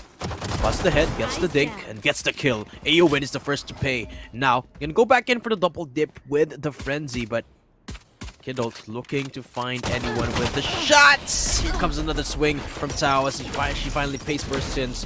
Fuzz will be shutting her down, but damage already done 3v4, and the lurk from Adversary. Adversary. Yeah, slowly making her way into lobby. And she's gonna use the rock to Condol to try and stay alive, and she will for now. Shock Dart buying herself so much time, but she doesn't get the swing quite off, and she's gonna fall as well. 3v3 now as the Hurricanes sort of try to reposition themselves, but Super picks up one more to deny the lurks from incoming, but still one in the works. So another pincer being negotiated by Ohana Excelsior as their time is slowly ticking away. Flash comes out for the swing. Right click is gonna be enough. KO gets that one, but Moonfall gonna get the plant either way. 11 seconds, and then Moonfall won't be able to secure it after the plant. And Ohana, great start with the pistol. Hurricanes actually almost brought it back to an evil footing situation where it was 3v3. But I think what was interesting is that Zuper, after taking out one of the players on Ohana Excelsior, she didn't actually go in for the Devour, which can be so strong, especially the pistol round, where you're able to get back up to 150 health points. And so I thought it was pretty interesting that she didn't go for that, but regardless, Ohana Excelsior, they're able to pick up the first pistol round. Hurricanes did get the spike down though, so... Yeah, Did they? Yeah. silver lining. Silver lining. Yeah. 300 credits. Money. Who doesn't like money? I mean, getting sidetracked here. Again, it's the A stack by Hurricanes. And just like that, look, because of that pincer that Ohana basically pulled off 3 times over in the pistol round, Hurricanes are now watching their back. In fact, they're sending 2 people over just to try and catch anyone trying to be a straggler. Another knife comes out, detects just 1 presence, but here we go again. Tao Oh. is not connecting the shots though. Marshall, well, it takes us 1 bullet, remember, but so far hasn't been able to pick up a single frag. Instant rotate coming in from Ohana Excelsior might not be the best of ideas, but of course Hurricanes, everyone is here in A site, so they could potentially be pincered once more by Ohana Excelsior. Actually going in for the bait, but nobody biting from Ohana. Stealing sight. 30 seconds left. Oh no, this fragment, so much chip damage on Zuper already as she makes her way onto the side. Not gonna check close gen. And the Tao picks up 1. Gonna get traded by Moon for Bashimo. And KO are there. To hold down the side, picks up 3 in the round, closing it out. Beautiful fashion. 4 players left alive. Not the... I mean, it could be better, but there was a really good round coming out from them. Almost the flawless as well, only 1 member Yeah. going down. Player standing. Almost as clean Spike down as it could A. get here for Ohana. And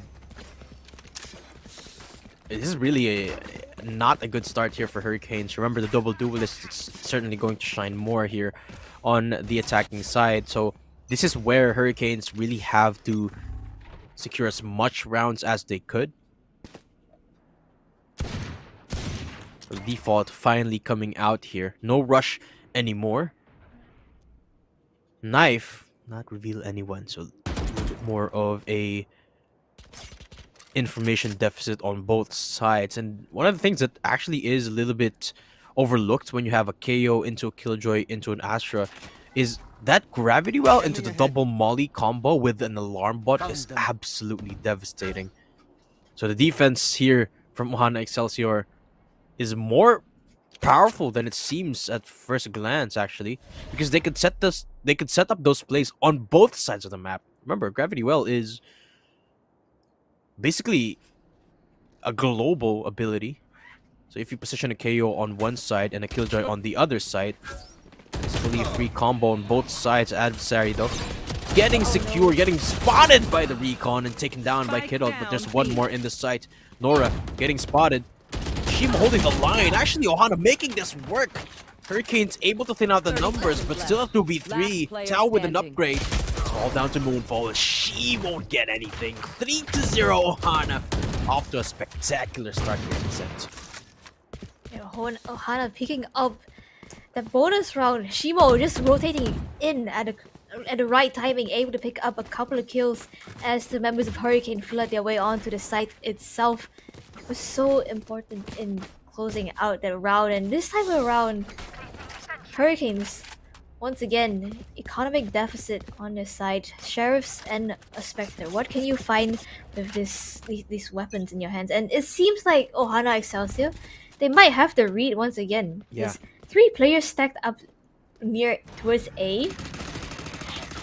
Should be enough to hold down the line here. Tao already good for 1 onto Kiddo. That's the jet shut down on the side. Hurricanes, looks like they want to go aggressive once again. Picks up 2 more. Adversaries for the cleanup with the Spectres as well. Flawless round coming through for Ohana Excelsior. Yeah, Hurricanes really have to stop peeking that. They really have to wait for the punish on Tao. Because she's been constantly doing that in A main. It seems like every single time she finds damage onto Hurricanes. They really have to start punishing her for doing that. Yeah. And by the way, look at the creds for Ohana Excelsior. Looking absolutely stacked. And it's just the fourth round. Just the fifth round, rather. Technical pause coming out here, so I do have to apologize, folks, but we'll get that fixed right on out for you guys. But let's talk about this half so far here, Grammy. Hurricanes. They've been trying a couple of strats here and there, but so far it's just been the A and B main sort of priority. Never really opted for anything other than that. Yeah. And sort of a pseudo default only earlier. They played a little bit slowly, but not necessarily a full-on default, so they could perhaps go for that. Or they could just rush, which is what the composition is built for anyway. But the key here is that Ohana has been getting the read right more often than not. In the Yeah. past 4 rounds, they always seem to have a good grasp, a good idea of where Hurricanes plan to attack. That ultimately has been the biggest hurdle here for Hurricanes.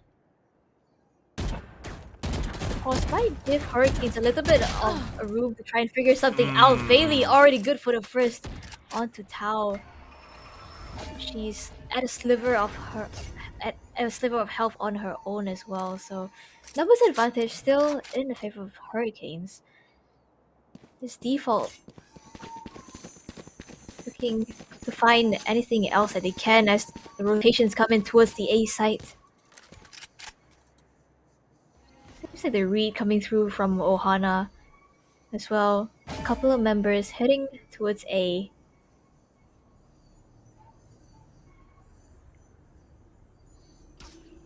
Just look at how reserved Ohana Excelsior is playing, though. They've already found a little bit of info that A site is where the hit is going to happen, but still no adaptation yet because of how patient they are. Kidults, it's super actually shut down, but look at that molly! Fragments onto the swing. KO player finds 2, standing. but at the end of the day, Ohana still falling down. 30 seconds left. We're losing the planted. war of attrition here against Hurricanes. TP's up. Nora not expecting the angle, but there you go. Headshot comes in. Moonfall putting Hurricanes on the board 1-4. And it started with a great execute, but they really have to keep doing this over and over. Just try and break the bank, Player standing. because Ohana has got stacks and stacks of creds that they can probably afford a couple of rounds even if they lose this next one. And I believe they have a couple of ults available as well. Yeah. The Blade Storms as well as the Null Command. Really good in stalling so much time coming in for this, especially if these players of Hurricanes, they go in for a heavy execute. 0 point. What else? Anyone else not yet? Aowen the first to There you find go. blood. And that's the opening pick going the way of Hurricanes once again. Neros have to come through, so they now know that there's so many players stacked up towards this A site. Yeah, finally get the punish on the aggression down in A main. It's not Tao though, but still. Kill is a kill. Flash. And this is what I've been waiting for Hurricanes, the change of pace.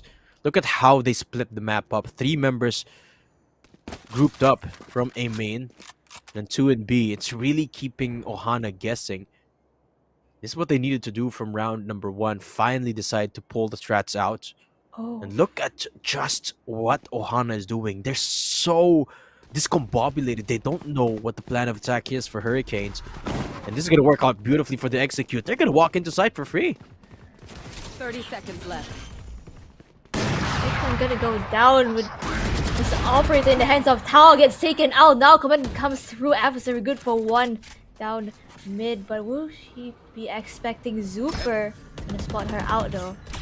So that's 1 member accounted for. This door closed. This is gonna give Ohana the space to try and bring the KO back up. Flash comes out. Adversary for the trade, and she gets Last player just the standing. one before falling down, or rather, before her teammates fall down. So Oh, 1v3. The recon bolt gets denied as well. The moment she zooms out, it's a death box. She's not gonna go for anything more here. Tries to save the Vandal instead. But that attack from Hurricanes, though, was absolutely beautiful. They got a single kill, and then immediate response from Ohana Excelsior, sending one member towards that area. But after that, there was just dead silence from Hurricanes. So Ohana, they kept guessing, was that the right idea? Should we have sent that one member there? Then they pulled back the rotate, reinforced B site, but again, Hurricanes pulled the switch back again towards A. And at that point, nobody was inside to defend it. And these types of macro plays are what they really need because of the lack of utility that they have.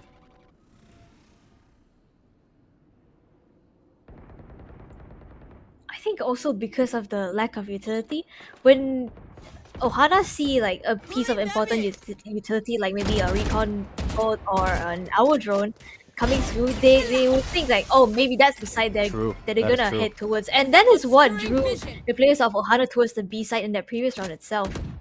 This time around, though, they pick up the first kill towards B.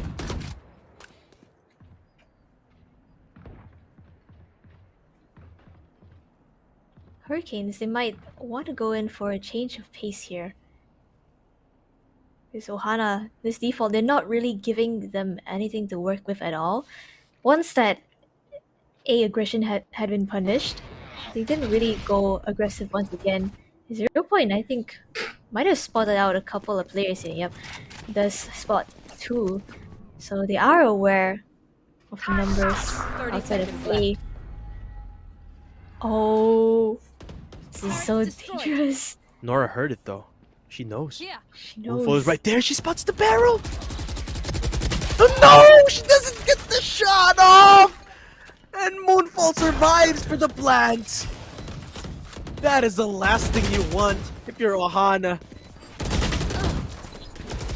Once Flashbang. the members of Ohana, they're all in shambles right now. One by one, they're gonna be falling. Adversary trying to recover it. So Moonfall, the KO at a sliver of health. The Hunter's ready to come through, but does not connect onto anyone at all. The One kiddo enemy remaining. pick up the kill onto the KO. 1v1 situation here. It's kick out to close it out. 3 points on the board for Hurricanes. Almost a recovery there for Ohana Excelsior, but unable to get back. Unable to bounce back, and it started to fall apart when Nora was unable to get the shot quite off.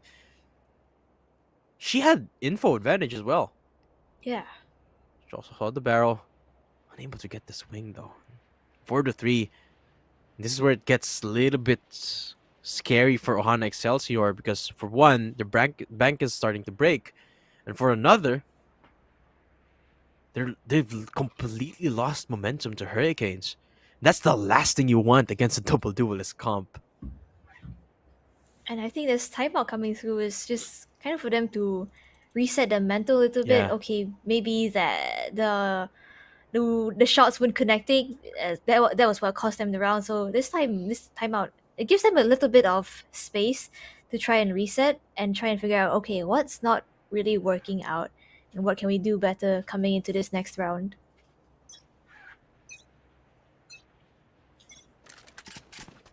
Try and stop Hurricanes' momentum as well. Yeah. Actually, they do have enough bank to work with for this last buy, so really looking to invest everything into this round. They have their Blade Storm on top of the Cosmic Divide as well. So all hope is not lost as of yet. Adversary. Oh, Beacon Bot could have signaled her doom right there. There they are. Instead, it spots out Super. A lot of noise being made, a lot of contact in A main. But Hurricanes only picking up 1 in response to 2. Bit present as well, but look at that. 1-for-1 trade, but Shimo finds another. It's all down to Moonfall now. From up. Yeah.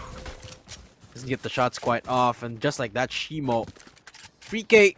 Top off that wonderful round for Ohana Excelsior. Not really investing a lot of utility. Just the dry peaks. Just the double swing from Shimo and Adversary. And they shut down the mid aggression. Shut down Hurricanes. But the Hurricanes still looking good. They do stop the momentum though, so that's the bigger picture here for Ohana Excelsior. Here. Time around though. 5 men stack outside of A. Blade Storms online for Kid Out. Seems like they're aware the door being broken. Don't want to give any inch to the players of Hurricanes as well. Tao spots out one. Moonfall. But is she aware that these players are slowly creeping their way up? Adversary though from the flank. Kid Out good for one of the blades already. The 0 point to try and stop that aggression from coming through.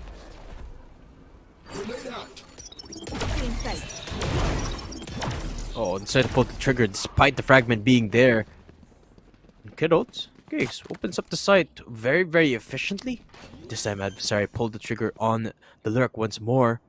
Spike Oh. He's planted. got to check that corner. He's got to check it, and she doesn't. Adversary goes down. KO goes down as well. Player And the standing. retake is not working. Down to the last person, and Shimo, okay, shuts down Kiddo at least, but Cosmic Divide seems too far to be invested here in Fairly to close out the round. 4 Hurricanes, 4-5 here, Grammy. And we've got a game in our hands. But of course, gotta remember here though that Hurricanes, this is supposedly going their way here on the attacking side, right? Because on the defense, it's not really easy. It's not that easy to defend the site with not as much utility as Ohana Excelsior do. And Ohana Excelsior doesn't necessarily have that trouble going onto the attack because they have a KO. Having a KO on top of a jet essentially means that it's almost a double duelist comp as well. So Hurricanes really have to get ahead now while they can to realistically give them an advantage into the second half, or even equal out the odds going into the second half. And in that regard, task not yet even done. Pretty close though. Scoreline True. being kept here. I think they recognize that this five stack has been working out for them in a couple of the rounds, so they might look to go ahead with this once again. But the timing is gonna be so important here. If the 0 point is up and they shut that down, it's gonna be a very difficult situation for Hurricanes here. Oh, the recon that doesn't scan Tau, Yeah. but Doesn't. seems like they don't want to go for this execute though. The 0 point spots out the players here. 30 seconds left. Oh, literally waiting for the last second. Already a 3 stack down here in a site, but here comes the info, here comes the leer, here comes the flash drive. Immediately Tao Oh. swings out, but the flash not really helping him out. Flashes him up twice, but it's KO to pick up the kills. Adversary with a nice little recon vault, spots out 3 members. The Cosmic Divide being laid out, 4 seconds, all they have to do is buy time. The plant, it's not there! And that's it, the round is done. Excelsior secures it 6-4. And Hurricanes, just a little bit too much time wasted trying to get into sight. And look at the utility usage here. Even though Tao was flashed out, it's okay because it bought them so much time. And of course, this beautiful recon dart as well from Adversary. Spike down A. And by this time, they knew they'd already won the round. Didn't even have to peek. Cleanly executed here on the defense. One enemy remaining.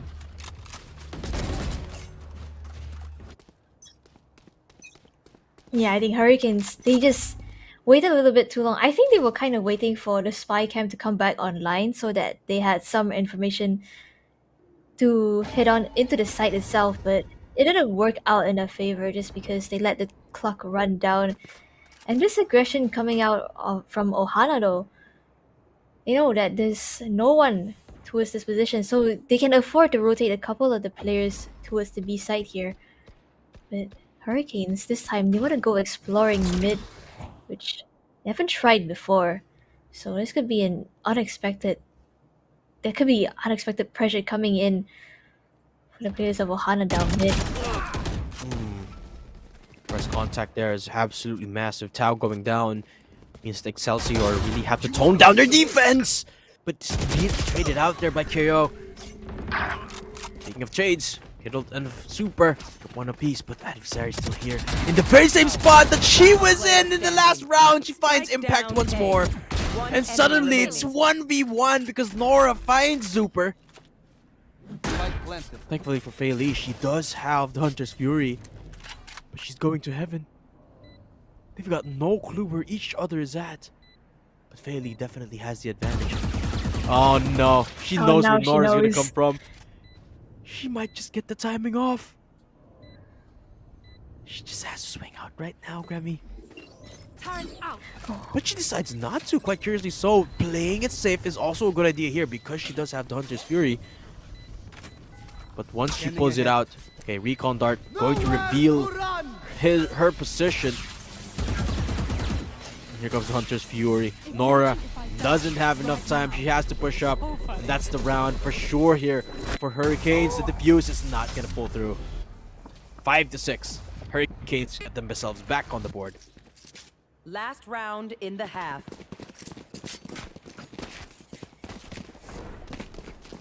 These rounds have been coming down to the wire here. I think Aowen, she wasn't really expecting another player to be pushing up with the Jet, but it didn't work out in their favor. Adversary though, good positioning from her, able to catch a couple of the players of Hurricanes. So rounds kept close. This last round and a half could really set the momentum coming to the second half here. So Hurricanes, if they want to try and bring it back here, they need to win out on this round. And once again, Ohana, Tao, going exploring down A. You're aware that there's no one here, but KO is the one who finds first contact. Trades coming through off the back of that gravity well. Tao picks up 2 more kills, and suddenly the numbers advantage heavily in the favor of Ohana here. Nobody going down either yet. They're hunting! Super though, not going down without a fight. She punishes Tao. But the spike is nowhere near these two players. KO spots them both out. And at this point, they're all just gonna come crashing down. No command active. No more utility. And from behind, oh no, Adversary. Okay, a little bit of a fumble. But great recovery. 7-5 on the first half, and Ohana, Switching sides. they've completely denied Hurricanes of the advantage here going into the second half.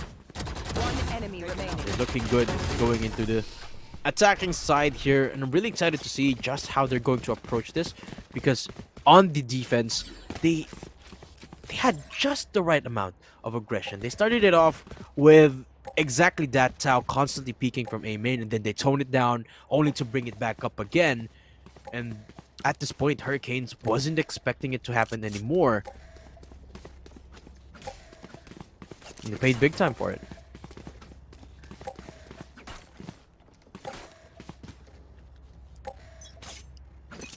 I'm interested to see how Hurricanes, they're gonna be playing their defense though, because Fracture, they weren't the ones who they weren't really like willing to go aggressive on the defense itself, and they had a more reserved playstyle. So especially with this double duelist composition, I think it's gonna be very interesting here. 0 point to come through, spots out AO, and this site is completely left wide open for the taking for Ohana here. 5v5 retake in the pistol round itself, with a couple of players coming in from the flank for Hurricanes. Gotta say, I really like this though, because in the last game in Fracture, they refused to go for a 5v5 retake. Now they're going for it, and so far, so good. AO win, Kiddo. 1 apiece on the board. And Ever so slowly, they make their way into sights, and so far, the retake is perfect here. AO win for the 3K, and there you have it. The flawless for Hurricanes. And the pistol, they secure it here.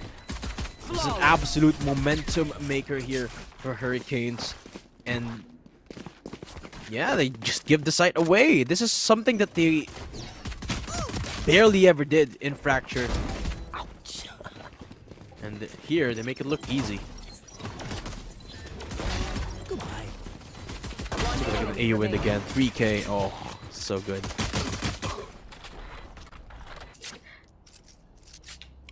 So momentum gained for Hurricanes here as well as economic advantage. So Ohana, we just try to get these weapons off the hands of Hurricanes. Maybe pick up a couple of guns here and there. It seems like they're gonna go in for a fast execute. Don't care at all.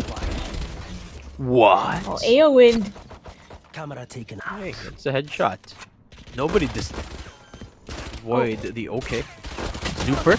Little bit awkward encounter there. Gets pummeled by 3 different classics. KO gets the upgrade, but uh-oh, into the walking arms of Fei Li. 4v2. Another retake looking clean here for Hurricanes. For Hurricanes, sorry. Longbot finally goes down, and Nora, last bastion of defense here in the boathouse area, unable to find anything. Hurricanes equalize the scoreline. 7-7 now. It is over. So have to face Ohana at their full gun buy. Right. So this is where we answer the question, is Hurricanes finally going to get aggressive? Because this is the round where they're supposed to be unpredictable. And this is one of our biggest criticisms of them in the last game. So I'd love to see that adjustment from them.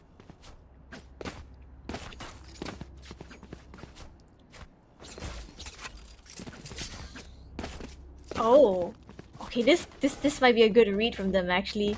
4 players on this A side they're actually looking to get aggressive. Moonfall already has the paranoia at the ready.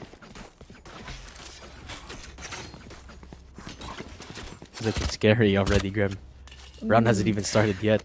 The tension's already there. It's the exact same strat as well. 1 member lurking. 4 members about to make contact in a main. And this is already looking like potential bloodbath. No matter how its wings. Paranoia comes out. Careful. And that keeps the members of Ohana at bay. Okay, they were able to pick up 1. They traded out by 2 kills from the KO. So that's a real good start here for Ohana. And it really was because of the paranoia there, not really hitting anyone. And great anticipation from Ohana Excelsior, knowing that that was going to happen. Oh Now, wow, this 2v4. Cypher setup. Wow, this... Down A. yeah, you mentioned I was This about to Cypher say it. setup. It's so Oh good, my he finds gosh. another 2! Remaining. There you go, What? Eowyn turns it around! And she might have just saved this round! She still got a cam as well. So good. Revealing area. Oh, I still don't know where she is. Deploying drone. Now she does. Oh, Oh, she hears the footsteps as well. 30 seconds. No left. way. There's no way Eowyn wins this. No way she gets another cam timing as well.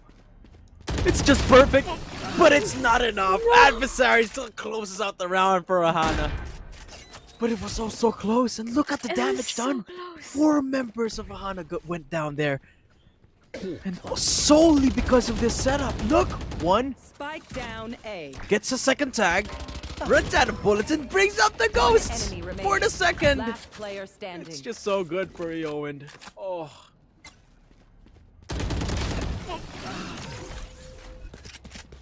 That's so much damage done on the side of Ohana. You see them picking up the half shields as well as the Spectre. And Hurricanes A full gun round coming into play this time around. Zupa, the first one to make contact. Shock that forces her out, and Tao is able to finish off that kill as well. Fairly contact being made towards the main.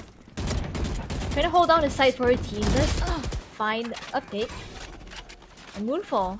Finally, the trade on Tao coming through. The Neural Theft once again coming through. Shimo's position is completely revealed. She finds one, but that's all she can get before falling to Kidult.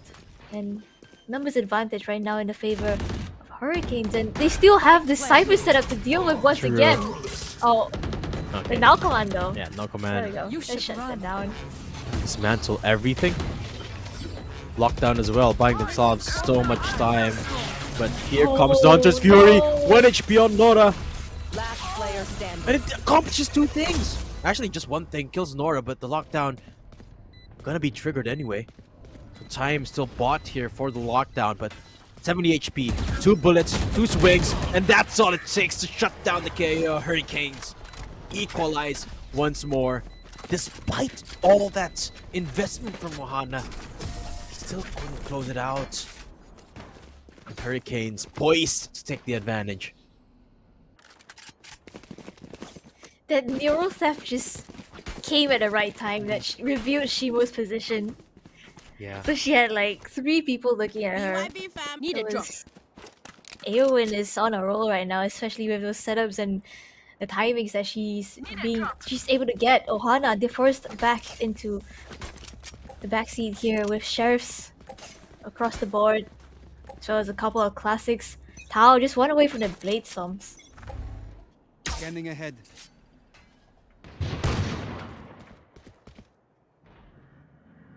Get out of my way. Adversary. Using the charge this time around, but Careful. Honda doesn't really have the bank. Skidled. Actually, pings are coming out. They know that the A site execute is about to happen. Paranoia called out. Tao doesn't get flashed on, but Your fault. here comes the peek. Kidult gets shut down, but Moonfall for the double. Spike is right in front of her as well. There comes a nasty shot from KO, but Last player as long as they don't have Spike, it's gonna be a done deal here. Nice little TP as well. But there comes a pincer! The timing is just too much. And Zuper for the round closer there. Hurricanes 9-8. And Ohana really have to dig deep here if they want to come back. Because the defense from Hurricanes, even though the score is close, it's very, very much oppressive here. Yeah, with the Cypher just able to shut down, just lock down a whole site and anchor it. Hurricanes, they can afford to have more players on the other sides of the down map. mid. Right here, you see 3 players stacked up outside of A, and it's just the Cypher holding down the B side all alone with that tripwire and Cyber Cage setup. Zuper closes out the round. Timeout coming through for Ohana here. They have to find a way to break through this defense. They do have a couple of key ultimates to play with though. The Hunter's Fury as well as the Cosmic Divide. Is it going to be enough to shut down the Cypher setup, though? That that is is the the question. The jinx. That is the question here, Gummy. Always is. AO and look at her, propelled herself towards the top of the leaderboard now. Out of nowhere. I wonder how many times actually she's used that neural theft already. Particularly in the second half. Doesn't seem like a lot because she's constantly giving information anyway, despite not really needing to use the neural theft. Oh. Okay, Oh, no. push quickly happening now in mid. Super in the receiving end of things, an adversary with a quick start here onto the B side split execute, but this time there's a little bit less workout, a little bit less setups to work with. Doesn't really get the spams quite off. This time around, AO Wind struggling to hold the line, but Moonfall from behind shuts down Shimo. So this approach onto the post-plant retake is a little bit more unique, but Look at the positions already from Ohana. It's all set up for them.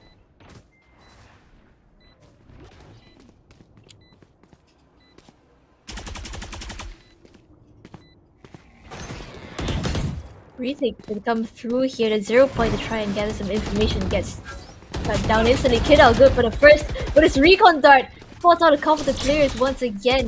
Gets spammed through this wall, and Nora even takes the head off Aowind and Adversary to close the round. I'll bring it back to a 99 scoreline. And I think what's interesting here is that Ohana, they're actually putting all the players on the site instead of like playing from B main or a crossfire kind of angle. I think more importantly as well, I think Ohana has finally found the tempo that Hurricanes cannot keep up with in the Ohana playstyle. That's quick, decisive.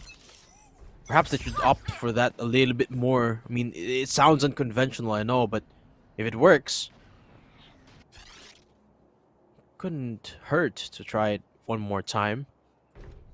But they shy away from it. Instead, defaulting back to a default. Very, very careful into this A-side approach. Still the split coming in, but it's the knives to get the first blood of this round. Getting turned out immediately though, so the knives are already gone. Oh, look at the turnaround though from Ohana. They're gonna walk into a B-side that's free again. Aowen is the only one that's caught wind of this. And he's getting pushed up from mid. He has no idea how close these players are. And once Shimo emerges against that Cosmic Divide, it's gonna be huge. Shimo, she's about to peek out. Spots out 2 members. She gets 2, both of them, and she might just shut this all down. Thankfully, Moonfall will be there for the rescue, but the plant is already down. They've got no clue that it's down, or that it was getting planted. But now it's all down to Yowind. Inside sight.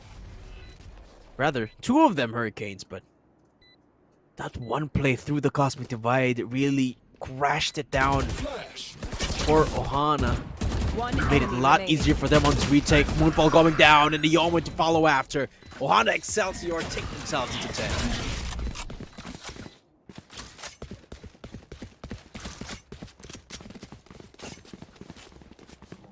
I think Hurricane's a little bit too quick on a rotate there.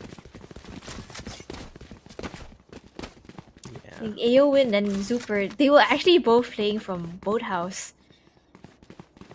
A little bit more reserved kind of playstyle, but unfortunately for them, they didn't quite get the read right that time around, and Ohana able to pick up double digits. Still have the Hunter's Fury to work with. But Kiddo though, his close angle. Oh, they don't know. Ow. And doesn't get cleared out. Okay, this is absolutely terrifying here. They got no clue that Kittle is up close. She can push up against the smoke. Decides not to. But the attacker lockdown actually is gonna force her out of that corner anyway.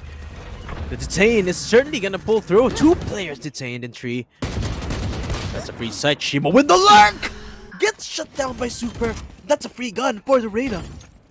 And the retake is about to commence here.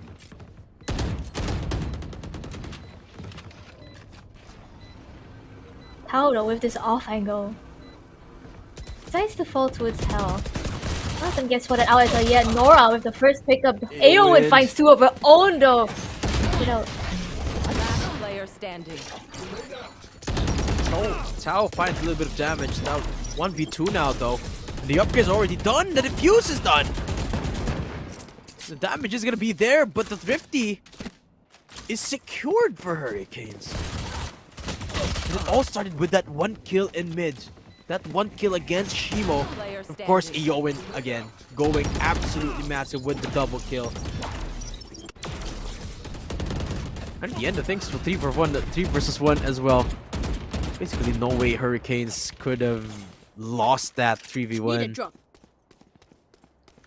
And this game is just so close here, Grammy. I wouldn't be surprised if it went into overtime. And I wouldn't mind either. Okay, now we're getting the quick execute that we wanted to see because they have the no command. No more Cypher setups this time around, leaving Eowyn like a wet duck, but she still gets some. Finds a bit of damage. That's just the one kill, so it's gonna have to be the post plant. Positions are so good here for Ohana.